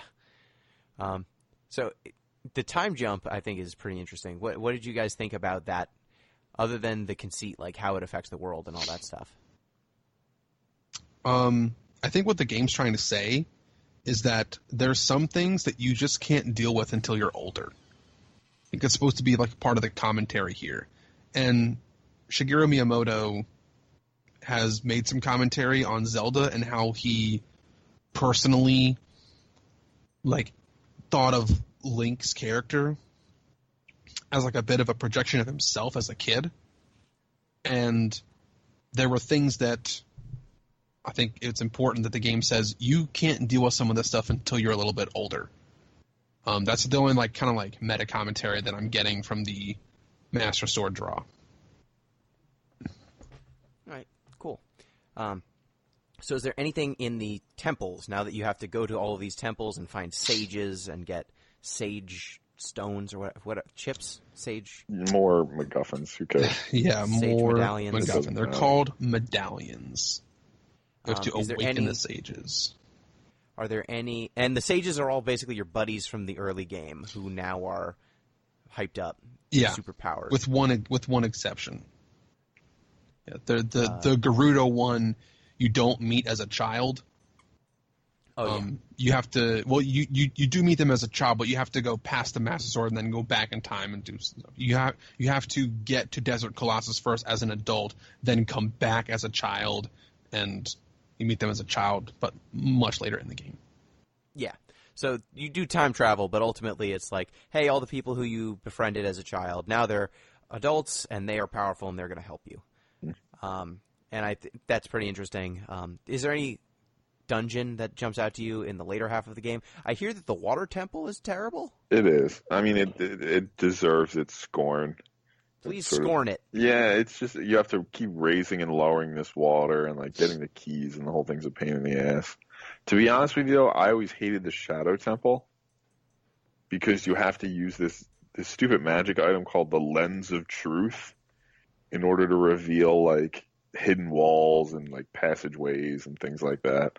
I always thought that there is a cool scene. I think this is harkening back to the Lord of the Rings as well, where you're fighting an enemy and sort of its hands sprout out from the ground, and you have to deal with that, which I think is a reference to, what's his name? It's like a Barrows demon in the very beginning of the Lord of the Rings. The Balrog? No, it's not the Balrog. It's this Barrows fiend that hides in these crypts and captures Frodo and his squad, and it's basically the same thing. It's a ghostly white hand that sort of skitters about. Melloc. That's all I know. Okay. I'll look up the name. Water temple. Okay. Another fault of Ocarina of Time is that. It's just sorry to interrupt. It's just called the Barrow White. Okay. Wight. There. Continue. So it is possible to soft lock your game in the water temple, and you will have to restart your save file. Yep. Good stuff. Not enough keys. People say that it's easy to do. I think it's actually pretty hard to do. Like, I've done it. I've done it like intentionally to be like, how do you soft lock? Here's how it's done. You can soft lock yourself out of the dungeon if you. I can't remember the exact way to do it, but there's a specific key you have to miss, and it's the key. I believe it's the key that when you first enter the central column of the water temple, when you raise the water level, when you walk into it originally as it's in low water state, there's this like block that when you raise the water level, it will raise this block off of the floor, and if you swim under that block, you'll get an extra key. I think you have to miss that key and also use 2 keys that you have in the wrong doors that don't take you to the long shot and get the long shot item. Like you have to mess up a couple of things in kind of a big way to soft lock the game, but I think it is truly possible to soft lock your game. Something cool about the water temple and like a theme of the water levels is that there's like sub bosses in all the water levels. There was a sub boss, which is like the big Octorok in Jabu Jabu's belly. That was like a boss before the big boss. And there's also Shadow Link in the water temple. Shadow Link's my favorite enemy in this game because Shadow Link is actually really hard to defeat if you don't know what you're doing. Mm-hmm. You have to use an item to defeat Shadow Link that you would not have access to up until the Forest Temple. Which item? There's a couple different options. You can use magic to defeat Shadow Link, like Dense Fire and stuff. That's inefficient. You can use the Goron Megaton Hammer to defeat Shadow Link. You can use the Giant's Knife or the Bigoron Sword to defeat Shadow Link. But other than that, you cannot use the Master Sword. You cannot use the Hookshot or any of your other normal combat items. He has the same targeting abilities as you and can do the same side jumps and backflips and shit as you. And as such, he's really, really hard to defeat if you don't use non-water temple, like non-standard items to defeat him. Correct me if I'm wrong, but I also think he can't do a spin attack. Yeah. So you can also kill him with spins. You can kill him with spin magic. Yes. Yeah, if you do like the actual like full circle spin attack, you can do that. I think you can do it with the charge one too. But I think if you do it with the charge one, he'll just back off of you. I don't think he's like immune. I think he will get damaged by it, but I think in the time it takes you to charge it, he'll probably move away from you. He's got surprisingly good AI. Yeah, he's good. Mm-hmm. Mm-hmm. He's good. And Water Temple, Water Temple has like, I think for me, like the high and the low, all in one dungeon of the like adult dungeon experiences, but the low is so massively low. Yeah, it's like Mariana's Trench award low for the lowest of lows in some game, perhaps. But ultimately, like, I don't mind the Water Temple so much. I've gotten to the point where it's second nature. I know how to get through it without having a bad time. Nice. So are there any levels that jump out to you in a good way in the second half of the game?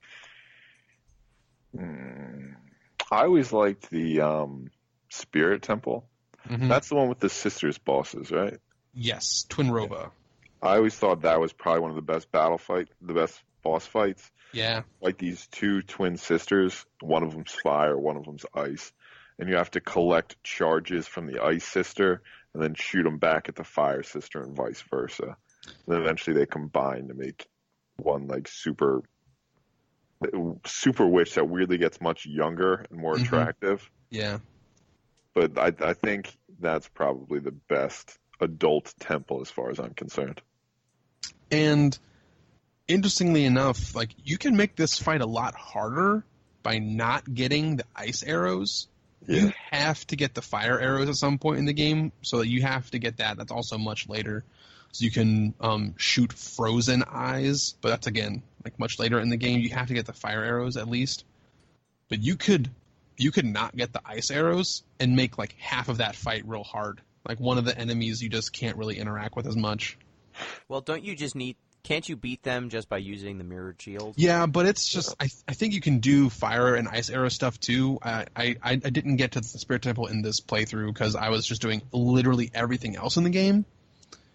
But I think you can use the fire and ice arrows to help speed up Yeah, you can. or make that fight a little bit easier on yourself. Or rather than just waiting and having to like wait for them to do stuff, you can make it a bit easier or faster on yourself. The mirror shield is also probably the coolest part of Link's swag, I would say, throughout the thing. Like, the hover boots get annoying because you slide all over the place, but the mirror shield just looks baller.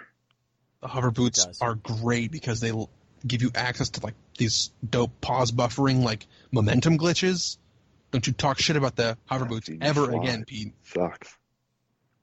So, you get all of these medallions, you go fight Ganon. Turns out you just need to play like racquetball with him, or you volley with him a few times, and then you wail on him after you've whacked like a ball of light back and forth between the two of you. Then you fight him as a pig. He's a pig man, it turns out. Mm-hmm. With two huge swords. With two huge swords. You fight his pig form, and you just need to shoot him in between the eyes and then whack his tail. This is the part, too, where it comes in really big handy if you've gotten the big Goron sword, because he knocks the Master Sword out of your hands. And then if you don't have the big Goron sword, you have to use the Megaton Hammer, which is a huge pain in the ass. Could you use a Deku Stick? No. Actually, yes, but we're not talking about that part yet. I'm just asking. Well, I guess it's in the future, when you're Big Link, can you have Deku Sticks? No. Yeah. No? Oh, wait. No, yeah, you can't use them.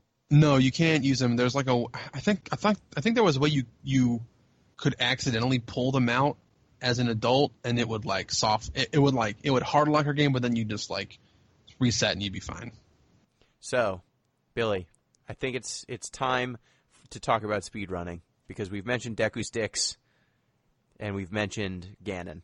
Yes. Why don't you tell us about how this game looks when you're speedrunning? Holy shit, this game is so influential in the speedrunning community. Anybody who is a speedrunner worth their salt knows about the Ocarina of Time speedrun. This is probably as influential a speedrunning game as Super Metroid. I'm going to go out on such a limb and say, like, Super Metroid's probably like the number one speedrunning game, but I think Ocarina of Time is in like the top 3 for speedrunning games. If Super Metroid's rank 1, I will go ahead and give Super Metroid that accolade, but I would say Ocarina of Time is in the top 3 for speedrunning games. There are so many versions of this game, so many different speedrun categories of this game. There's a blindfolded speedrun category of this game. It is fucking insane. Somebody learned how to play Ocarina of Time. The specific live event that I saw was a person playing Ocarina of Time up until the moment where you get the Ocarina of Time from the river outside the castle, which includes Deku Tree, Dodongo's Cavern, and Jabu Jabu's Belly, all blindfolded. There's so many different variations of speedrunning this game. It's left a huge mark. And it's not just because it's a fun game to play and people like it. It's because it demonstrates so much of what speedrunning does and game breaking does. I'm going to list a couple of mechanics here. So this game implements clipping out of bounds. It implements item swapping to fool the game that you're holding one item instead of another. It implements a technique called pause buffering. It implements wrong warping, which is essentially making a value increment in some way that it changes what new instance of the game will load once you're done with some kind of teleport feature. There's so many. Yeah, go ahead. I can actually explain that on a technical level. So what you're explaining is called a buffer overflow. Mm-hmm. So what happens is certain numbers, right? There's actually a maximum number on a number in a computer, at least in older computers and in some circumstances in regular code. There's, at a certain point you can't increment anymore without running over into other pieces of memory. You're representing things in ones and zeros, and at a certain point you run out of space. You have an agreed upon kind of size for every memory unit, and the computer knows to read that amount of ones and zeros to get the number that you're using. If you increment it beyond that number, it has to deal with that in some kind of way, right? Either the number rolls over, in which case your number that was very big becomes very small, or vice versa. So you can go, like, for example, in some other speedruns, you can decrement a item by, like, using it in combat, and then, like, kind of trying to use the empty slot, and that will cause the number to decrement from 0 to -1. And in integer, in reality, what happens is when you subtract 1 from 0, instead of going to -1, it goes to the maximum number, because that's what happens when you have an underflow. You can also, if you have an overflow, you can end up with memory being written that's kind of beyond the bounds of the number that you're referencing currently. And that will cause kind of the next section of memory to be written into when it should be within one block. So instead of just being confined to one block, it's now writing in one block and the second block. And that will cause, when that memory is accessed, kind of that second space that you've tricked the game into writing into, when that memory is accessed, now it's got a value in it that it doesn't expect, because it doesn't expect that you're able to write in it at all. And that's what happens when you get that out of bounds thing. Like, you're basically causing a value to be plugged into a memory address that's going to be accessed by the game, and it doesn't expect that you're able to edit it at all. And you found a way to, by tricking a buffer, getting numbers in there that shouldn't be in there. Like, normally the game just kind of trusts that whenever you open a door or you go into any kind of, like, room transition, it just trusts that there's no funny business. But in this case, you trigger some funny business that Gino's eloquently explained, and now you load a different room than the one that the game is expecting. What is it that they do that causes the buffer overflow? Is it just like they get extra items that shouldn't be there, or movements that? I know what it looks like.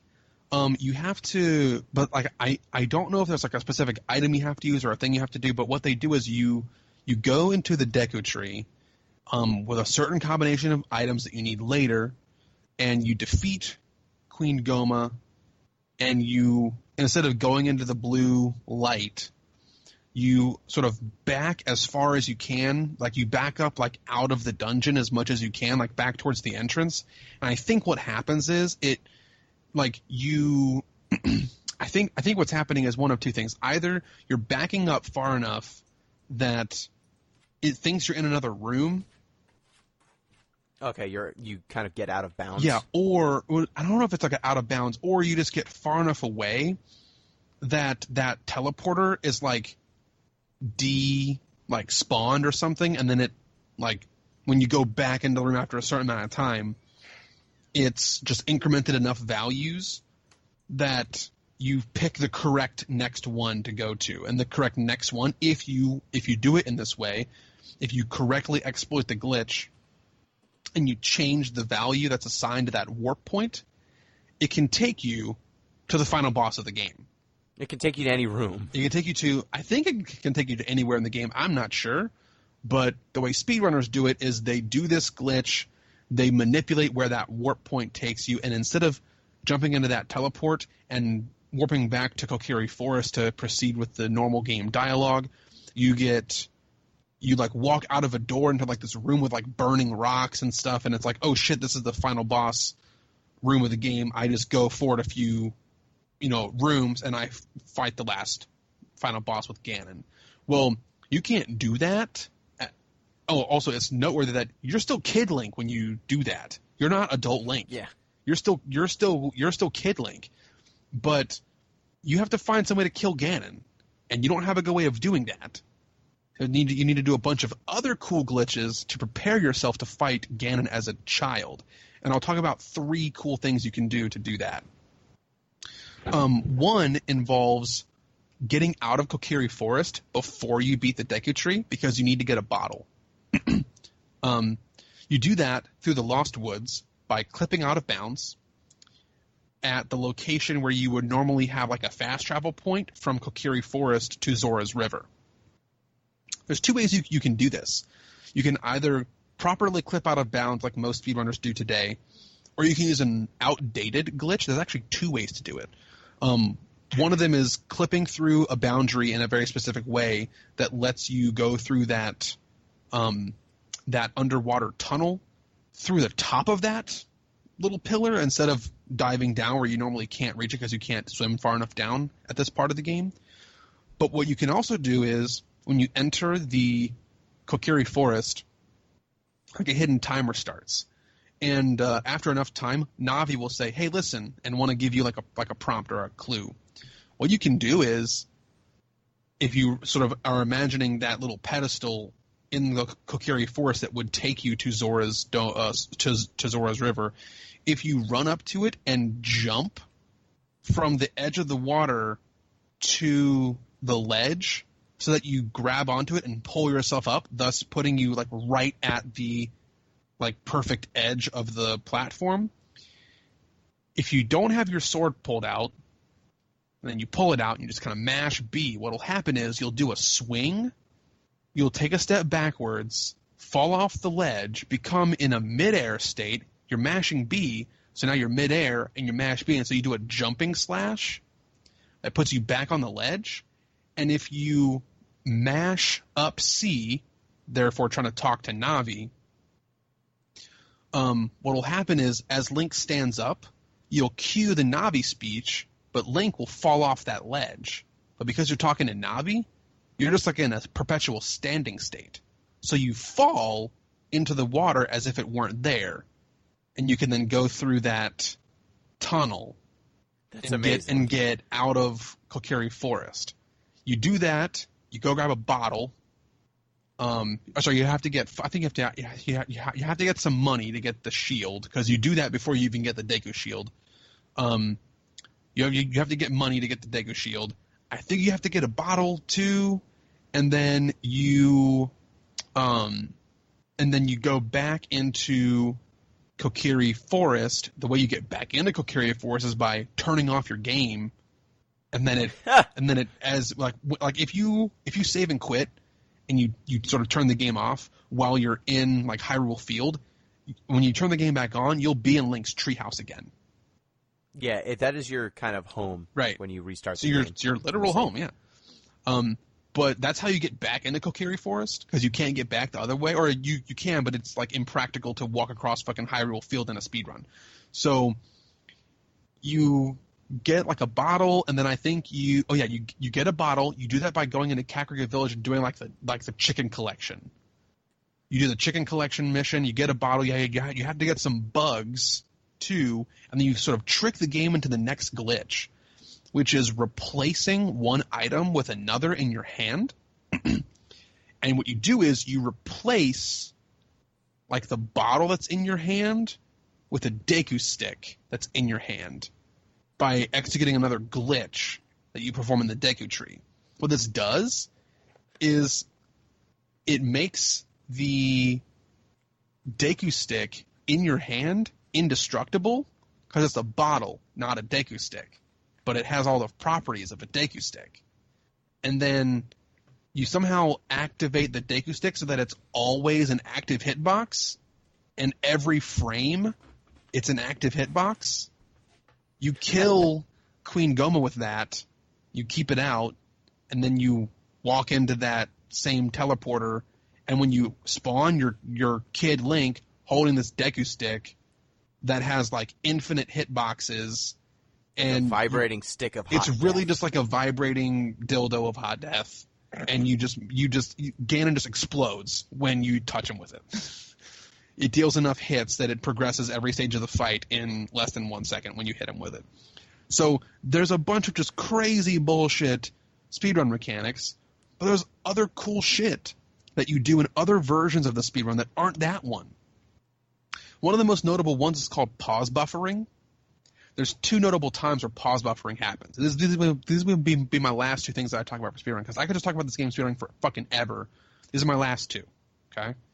So there's two good examples of pause buffering. One is a glitch you can use to get into Zora's domain without. Actually, I forget the reason why you need to have this one. There's a couple reasons where this is like relevant, but it uses pause buffering and the hover boots. I can't. So what is pause buffering? Can you define pause buffering? Pause buffering. I've said that thing a bunch of times now. So pause buffering. When you are playing this game and you press the pause button, the rest of the world outside freezes. Okay? And pause buffering exists in other video games, but it's widely used here. It's also widely used in the Mega Man series. What happens is when you pause the game, the rest of the world stops. When you unpause the game but immediately pause it again, the fastest possible time you could unpause is 1 frame later. So if you're good at this, you could make the outside world advance 1 frame at a time. And in that time it takes you to pause the game, like before the actual pause screen shows up, you can like see the world and what's happening. And you can make different choices based on what you can see in that quick glimpse of what's happening in the world, going frame by frame. One use of pause buffering in Legend of Zelda is what's called like a super slide using the hover boots. And this is outdated because there's better ways to do super slides that don't involve the hover boots that have advanced speedrunning in this game. But if you want to, there's a cool thing you can do with the hover boots. If you're holding, like if you're not targeting anything, and you're adult Link, and you hold out your shield, you'll like take a knee and crouch, yeah. Then if you press B, we do like a little like sword poke. Okay. Yes. Well, when you do a sword poke up against a surface, it'll actually like nudge Link backwards. Yep. All right, not too crazy, right? We're cool. Yep, makes sense. Makes sense. Well, that speed that you get nudged backwards is actually pretty fast. You just go a very short distance because you have friction. So what you do is you crouch up against a surface and you swing your sword. And as you do, you pause. And you pause buffer going 1 frame at a time until you see a specific cue, which is a certain color of spark that comes off of Link's sword as you hit a surface. At that moment, the very next frame, Link will start that movement backwards. If you go into your inventory and switch to the hover boots, you'll just get shot backwards with the same sliding momentum because now you don't have the same friction anymore. And it can allow you to access certain parts in the Spirit Temple that you have to wait to access because you need other things to be in place, like movement things to be in place in order to travel someplace in the Spirit Temple. It can cause some Spirit Temple skips. Now again, this is outdated because there's other ways you can do supersides that we figured out better. But that's a pretty cool pause buffering moment. The last pause buffering moment is used in the blindfolded speedrun, which is really cool. I mean, I guess it could be used in an unblindfolded speedrun, but it's specifically used in a blindfolded speedrun to track an audio cue. And in Dodongo's Cavern, you can skip a significant portion of Dodongo's Cavern if you can go get bomb chews. So getting bomb chews and having them in Dodongo's Cavern effectively gives you bombs earlier. But that's not really what causes the skip. What you can do in Dodongo's Cavern is, remember that room where there's like the sliding blade things on the floor? Yep. In Dodongo's Cavern? If you go into that room and you look to the left, there's like a platform. You really can't access it. But if you have bomb chews, and the blindfolded person in the speedrun was able to pause buffer to listen for a specific audio cue, you could hold the bomb chew in your hands over your head, jump off that cliff at the exact moment that it optimizes your like height. The bomb chew explodes in your hands, and you get like damage boosted up onto that ledge that allows you to skip like 4 or 5 rooms into Dodongo's Cavern. And that requires pause buffering, but is specifically used in the blindfold speedrun. I mean, it's used, I guess you can use it in a non-blindfolded speedrun, but that's where I first saw it. So, yes, my concluding point here is that Ocarina of Time is an influential game when you play it the intended way, but the fact that it's also a really influential game when you play it the busted ass broken way is like another layer of this game being influential. And what I think helps secure it as probably the greatest achievement, or in this case failure, of video game history. Yeah. So Billy, it's time. It's time to talk about time. It's time to talk about time. All right, I'm gonna wait 7 more seconds because I have a good I'm watching the call clock.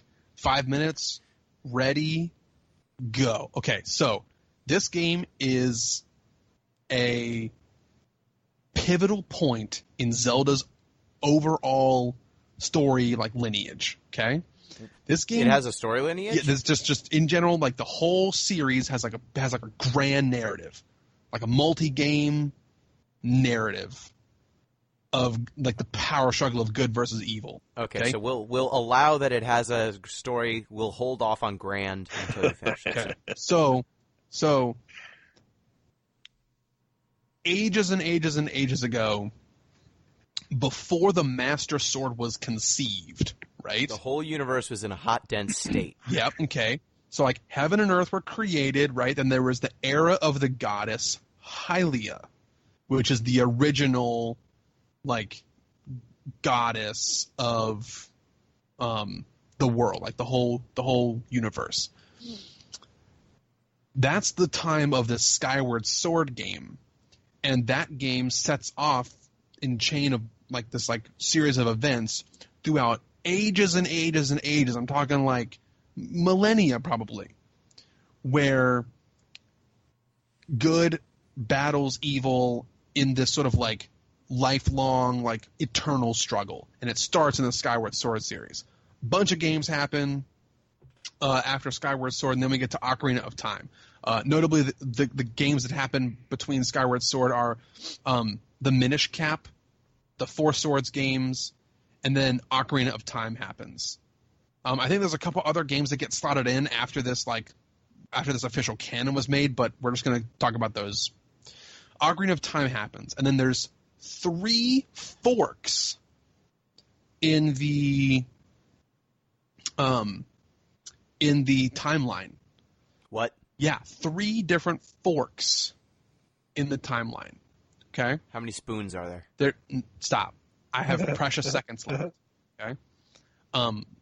So actually I've only used two of my 5 minutes. So there's really an initial fork, and then there's another fork. So it creates three possible options. So there's a salad fork and a main fork. Go. No. Got it. Left, outside in, Gino. You Okay. got me outside in. So one of these options is if, canonically in Ocarina of Time, Link fails and does not stop Ganon from taking over the world. So this leads to a huge decline of Hyrule and a great series of games that spawn from this, including Link to the Past, Oracle of Ages, Oracle of Seasons, Link's Awakening, the first Legend of Zelda game, and the second one, Adventure of Link, all fall in this timeline where Ocarina of Time Link fails. All those games happen afterwards. Okay, so all of those games that is why there are shadow stuff, that's why it's evil all over the place. Yeah, because Ganon's in charge. Ganon was in charge, the whole time. Then the hero's successful, right? There's 2 possible options, right? You are adult Link, or you are child Link in this game. Well, there's 2 worlds that happen. And there's the version of Hyrule that Ganon effectively took over for 7 years, and then as adult Link, you stopped him.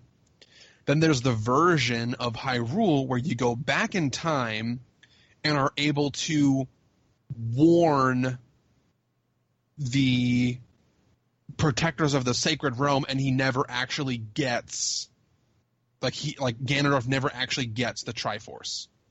Okay. in the version that plays out where you are the adult Link and you effectively and like properly defeat Ganon, that spawns the Wind Waker series. So like Wind Waker, Phantom Hourglass, Spirit Tracks.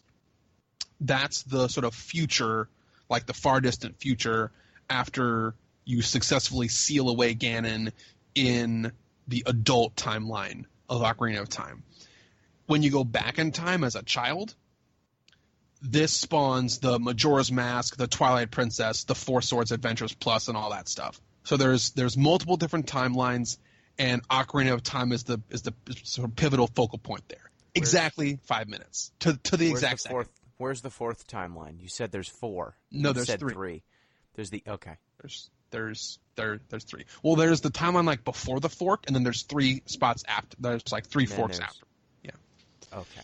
So that's the explanation, official canon published by Nintendo explanation of the Legend of Zelda series, and Ocarina of Time is the like pivotal like focal point from which all the other games spawn, or like some of the other games lead up to. So, Pete. Yes. As our resident literary expert. Yes.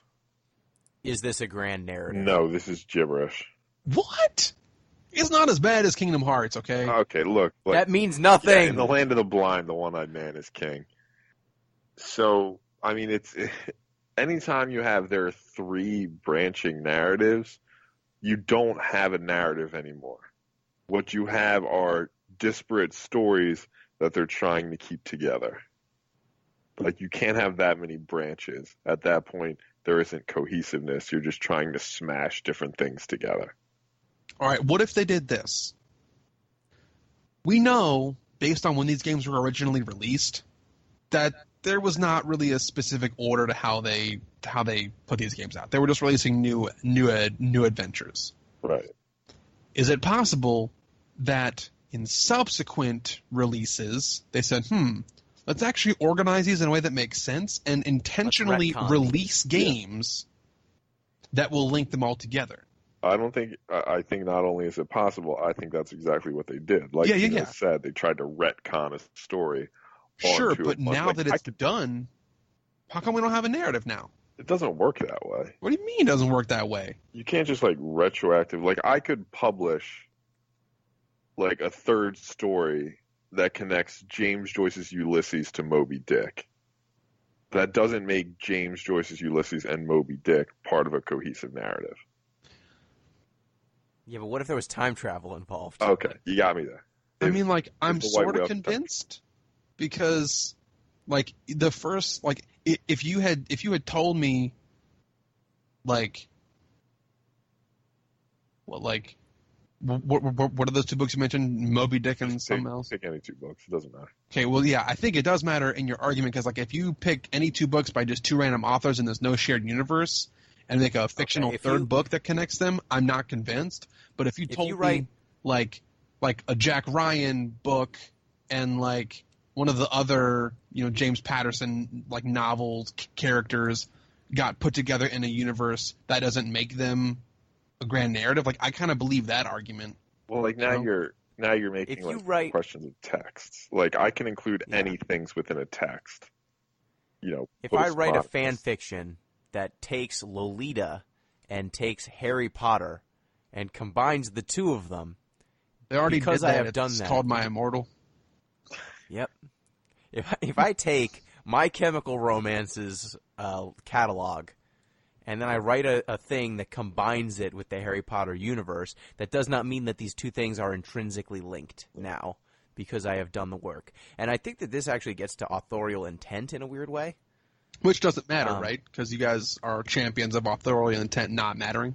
I'm like, authors don't exist would be like the canonical postmodern position. Great. Mm-hmm. Yes. That is the canonical. Now, see Foucault's Death of an Author, or Death of the Author.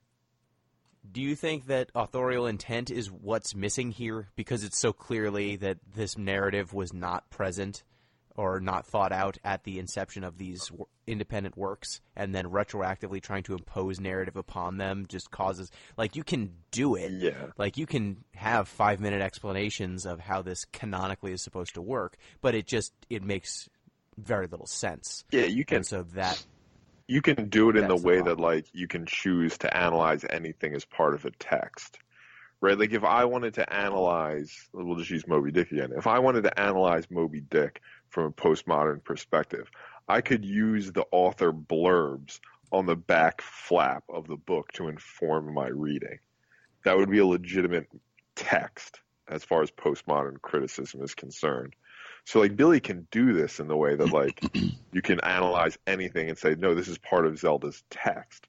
But if you ask me if it forms a cohesive narrative, ultimately I have to say no, because you can't just sort of tack things on at the end. You can't try to impose order on the chaos after you've made chaos. Exactly. Okay, well, I am convinced by your argument there, and I would say that, sure, the Legend of Zelda series doesn't have a cohesive narrative. I don't think, if we're going to say, like, authorial intent matters here, I don't think the developers of Legend of Zelda ever actually intended all of these, 20-plus games now to all be in one cohesive narrative. They built this... Hold on, let me finish. Let me finish. Okay, I think when they tried to do this, it was really just them, acquiescing to the fans, saying, hey, do your best to put these all in a way that would make a cohesive narrative, and they did. That's what I was going to say, is Yeah. them promising to do that got you to buy that book. I mean, no, the book had great artwork and stuff, like full page artwork and stuff that really brought some of the underrepresented parts of the Zelda universe to life in new ways with new artwork and new detailed explanations. So, there was a lot of great source material in there. Oh yeah, I mean, But yeah, this the page pictures is are cool good. too. Yeah, I mean, regardless, they did what they wanted. Like, mission accomplished. Yeah, What they did. wanted in the Zelda universe and what they succeeded at doing with Skyward Sword was they created a way to say, hey, look, these stories are all a little bit connected. Is there a grand, big narrative? Perhaps not, but Skyward Sword tries to do that. Whether it succeeds or not is a discussion for another time. That's really a focus on Skyward Sword. But Yeah, it tries to do this, and I think what they are looking at is, hey, we've got a great model of a game that people like. We're going to make more and more, and there's a relatively decent reason why there would be another game in this series. Do they even? I think retconning the themes as being repeating works, but retconning why, this character is this character's descendant, or this games take place on a separate timeline. So if you wanted to say, hey, there's a reason why it's always a Zelda, a Link, and a Ganon. It's not always a Ganon. But it's almost always there's a man. It's there's also always a man, not always a lighthouse, Link, and a city. Because while Wind Waker Link is also named Link, I think canonically, I don't think he's at all part of Ocarina's Link's bloodline, and also any of the ones where he is defeated, those are also not part of his canonical bloodline. Yeah, but Sure, fine.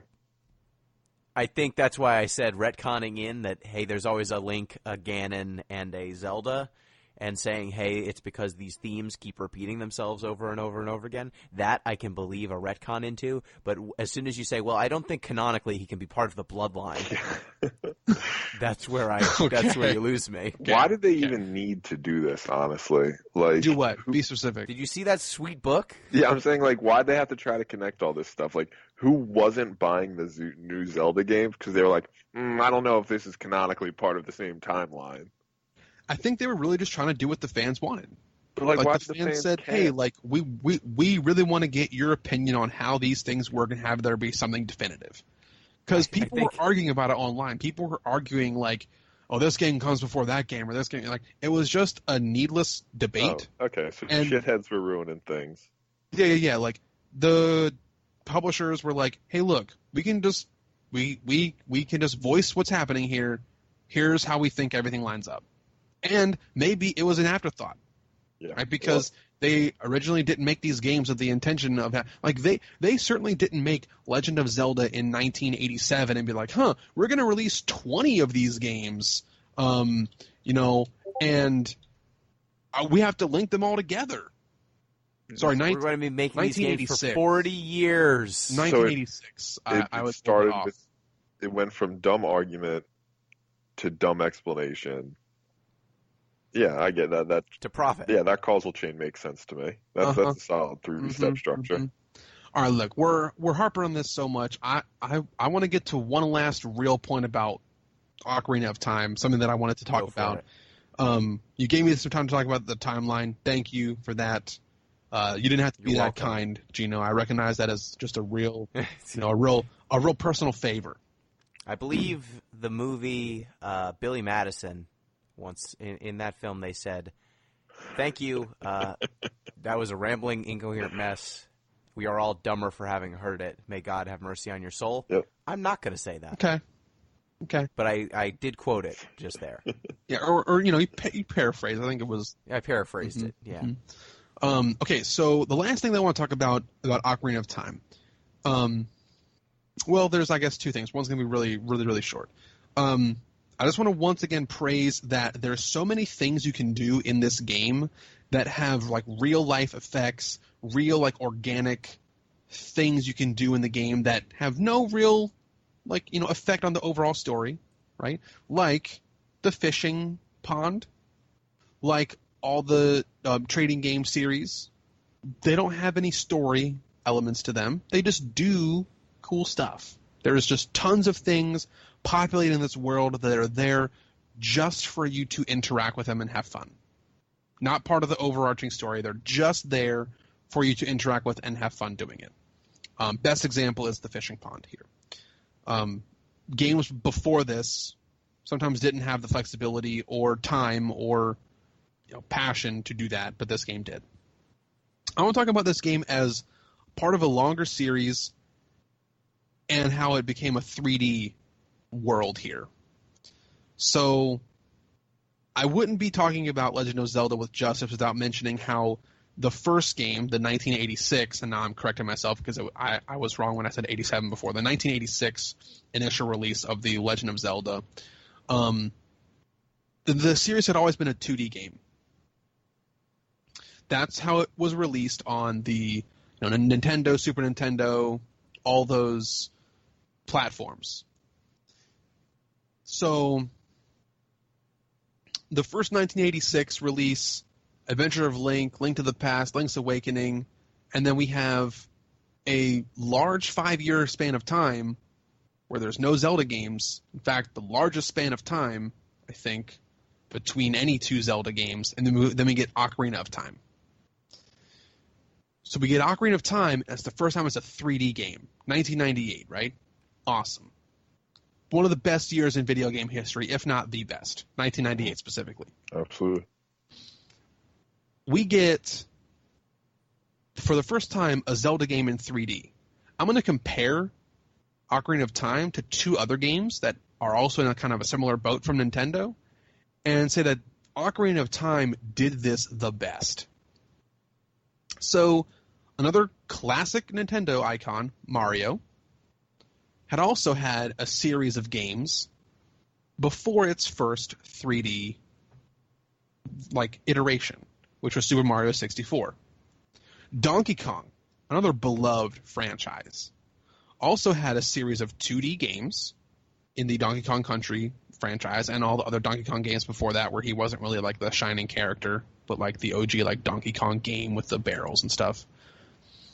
These were 2D games, either in 2D side-scroller format or in like top-down, frame by frame. I shouldn't say frame by frame, but like room by room, like up, down, left, right, top, down, navigator format, but 2D nonetheless. When these three series had their first step into 3D, sure, Mario had a mechanical epiphany of brilliance and platforming was changed forever. Right? We get it. Yep. platforming was changed forever when Mario 64 was released. Donkey Kong 64 probably had just like the most stuff in the game. Just like add the that most. That game's a side scroller, right? What? No, Donkey Kong 64? No, it's a 3D game. Oh, I've never played it. I know it's 3D, but I thought it was a side scroller like Country. No, it's full Open 3D. world. Open world. It has just like the most raw stuff in it. In like 5 different characters you can play, and like they all have their own special powers, and they all have their own special ammunition for their guns, and there's like a million different collectibles, and you can transform into different it's fucking crazy how much shit they just put in that game. Mario 64 has probably the least amount of story any game I've ever seen ever. I mean, I love the game. It's like a mechanical piece of genius. Changed platforming forever. No story whatsoever. Donkey Kong 64 also has kind of this like really loose like bullshit kind of story, and not a lot of the interactions in the world have any meaning. Ocarina of Time both has like brilliance in platforming. It has brilliance in like in-game combat mechanics. We've already talked about all those. I'm not going to rehash them. But now also all of your environmental interactions have significance. This game ridiculously outshines any game that has like the first 3D version of a game in a series. Ocarina of Time just completely outshines any of those other games that have like the first 3D the first 3D title for that franchise up until 1998. And even for the next 2 years. The only time I think a game goes from 2D to 3D better is the Metroid series with Metroid Prime. As that game just is mind-blowingly better than Ocarina of Time as far as this game was 2D. What happens when we take it 3D? Metroid Prime does that better than Ocarina of Time, but up until Ocarina of Time, all the games that were in that generation of console, like NES, SNES, N64, PS1, anything in this era, Ocarina of Time was the best example of a game starting off in the series as 2D and going to 3D. And that is just one more thing in the list that makes Ocarina of Time, in my opinion and many others, the greatest achievement in video game history. Very cool. Well, thank you for that, Billy. I agree. This is one of the biggest achievements, to take something that was a 2D formula, keep all of the core ideas about it, and translate it to another dimension. And it's something that, man, people don't really think all that much necessarily about how difficult that is. At least it seems to me, something like even Prince of Persia, Sands of Time, like there's franchises that have made the leap from 2D to 3D. It is foundational and transformational what you have to do to a game to make that even work. Beyond like updating the graphics and updating the technology, just like from the perspective of what makes this thing, what makes The Legend of Zelda, because it can't be 4-directional movement anymore, right? It can't just be walking into these dungeons, and it can't be like some of these very specific items that existed in the earlier games. Or if they're going to be the same, they have to work completely differently. We have to reimagine the technology behind these entirely. And it's just amazing that Nintendo managed to do it for like all of their franchises around this time. Yeah. I mean, some other notable games that had really strong 2D to 3D jumps were Metal Gear Solid, Final Fantasy. Pokemon Snap. Okay, yeah, Pokemon Snap. Definitely. Actually, I think Pokemon Stadium came out first. I'm not sure. Whatever, yeah. But, I mean, like, Final Fantasy VII was technically a jump from 2D to 3D. Now, I don't think a lot was added to Final Fantasy by it being in 3D from 6 to 7. Maybe Gino can say something else, but like, I mean, the pretty graphics and then some of the movement stuff needed to be rejiggered, but the design of the combat, like the way that they designed combat, really did not get changed all that much by the transition. Like, you can design a Final Fantasy combat system most of the time. Like, in almost all of the games, you could design them without the 3D combat needing to exist at all. Like, because everything is basically just numbers popping off of things, it could all be just strings and just display text. Yeah. And the combat would play out the same way. It's just about animations and display. Castlevania on the N64 did something like this too. Sonic. Oh no! I mean, but no, that was actually like a relatively good game. I mean, it's probably not. It's certainly not the best example of a 2D to 3D model. Sonic Adventure actually was really good. That game is hands down the best of like the modern Sonic games, and that's even like a really far back because that was like a GameCube thing. That was like what was that? Sonic Adventure, original Sonic Adventure. I'm looking it up right now. Original Sonic Adventure came out on the Dreamcast. Yeah, Dreamcast, PS3, GameCube, and stuff like that. Yeah, that game was 3D. That was actually a good game. Not every game can be Sonic Chronicles: The Dark Brotherhood. Some games just really stand out, like that one does. But Sonic Adventure is a really good game too. And that game also. I mean, it's no Dark Brotherhood, yeah, but it's. But then again, Sonic Adventure came out in 1998. Like, there was this explosion in game development from like 1996 to 1999, where oh shit, like we can handle 3D now. And then that jump, all those lessons between there and like the 2000s when Dark Brotherhood came out, and they learned all the lessons from the game. They learned all the lessons. And you learned that, hey, we need to know, are you going to be sassy to Amy Rose, or are you going to, be nice to her?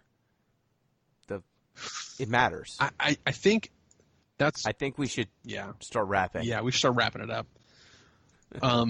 We can bullshit about Sonic Chronicles: The Dark Brotherhood. I'm glad we got to do that one last time. Really hitting the Billy, favorites. Let's wind down. So, looking back on your tenure here, were there any final thoughts on your tenure on Deep Listens? Anything you want to get out? Any games you want to shout out again that we played? Wow. Gino, like I and Pete as well, we have a lot of history together, from school and the really good memories afterwards. I consider both of you to be, very dear friends of mine. Gino, you've been there for me in some ways that I can't really talk about and I can't put into words. So I really appreciate both of you, Gino, especially for some of the reasons that you know. And if you had told me in May of 2015 or whatever, 14, I think it was May 2014, if you told me that we do Deep Listens together and like that we would be doing this for 3 years, I would say you're fucking kidding. May 8th, 2015. Right, it was like the first podcast that I edited with us, the Shadow of the Colossus podcast. If you told me we'd be like nearly 200 episodes deep by now, 3 years later, I'd say you're absolutely crazy. I'll say for anybody that's a listener that is considering maybe like trying this in their future or doing this in their future, the three of us kind of just like winged it at the start until it became coherent. And maybe it's not even coherent now. But I think we would have done a lot better off in the first maybe couple months of our show by like researching and studying and really trying to like define what we want it to be. That's one thing that I don't think I regret it at all. I don't fake it till you make it. Yeah, I don't think any part of our show is like inherently bad, part of our show's history, but it was all an evolution, and we probably could have advanced it quicker if we had been a little bit smarter. This didn't come without sacrifices. I mean, we've all had to make some sacrifices to put on this show.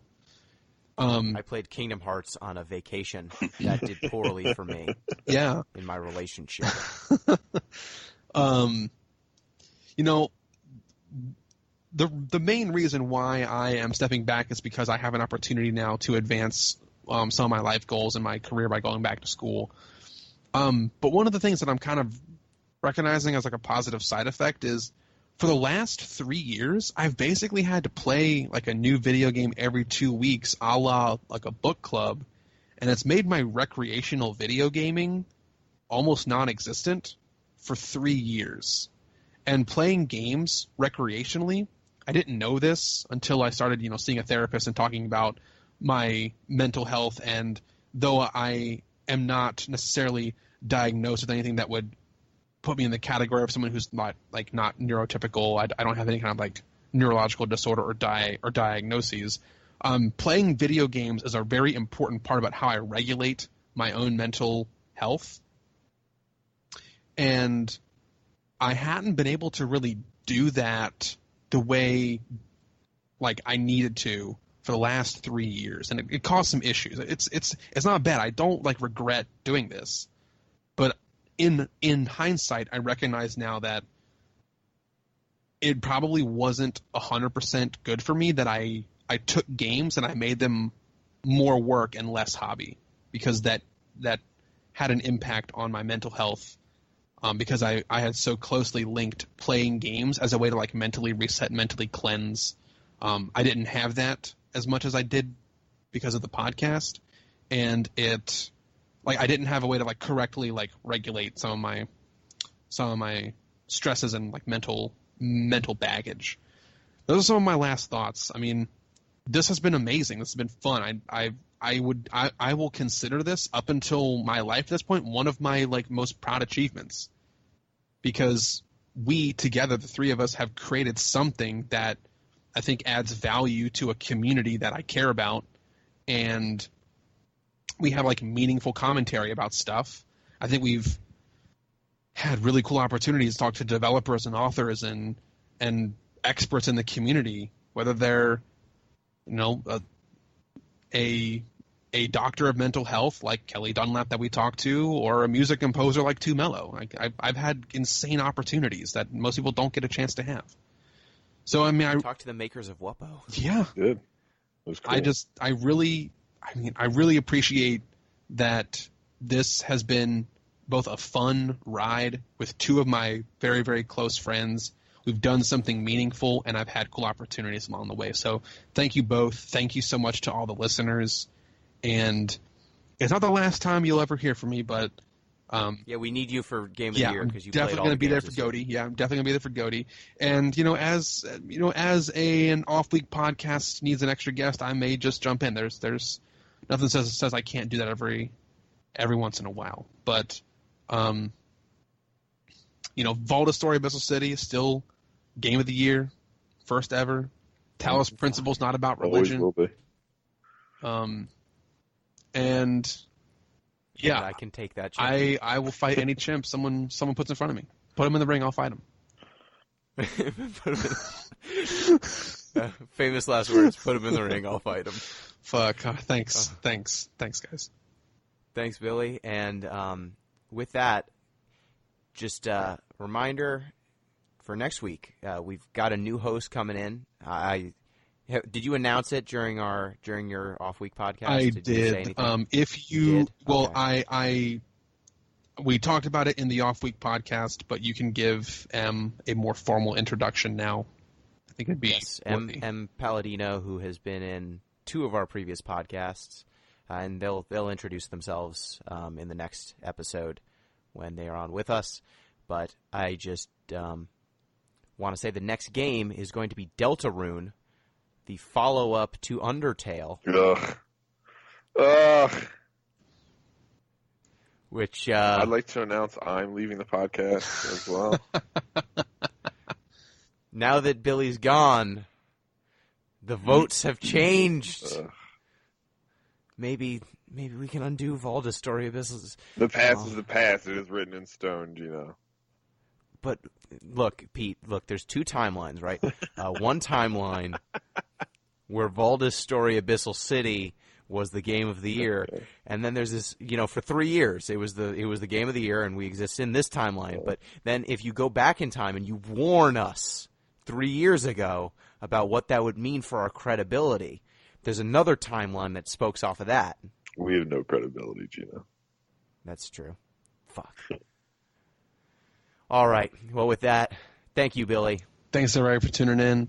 If you haven't played Legend of Zelda Ocarina of Time, even if you think you know everything about it, this game is worth picking up either in OG N64 version or in the 3DS version or in the 2 GameCube versions, either the Collector's Edition one that has all 4 games of that Wind Waker promo, or in Legend of Zelda Ocarina of Time Master Quest special release. Any of the versions of this game that exist, pick it up on emulator, whatever, man. Just play Ocarina of Time, because this game is going to live on, I think, forever in gaming history as one of the most crowning achievements. Thank you, Pete. Always a pleasure, guys. This is a very good game, but if you can only play one Zelda game, play Majora's Mask instead. And thank you, listeners. Remember, you can get in touch with the show at deeplistenspod at deeplistens.libsyn.com. We've got comment sections, and deeplistenspodcast at gmail.com. Till next time, peace!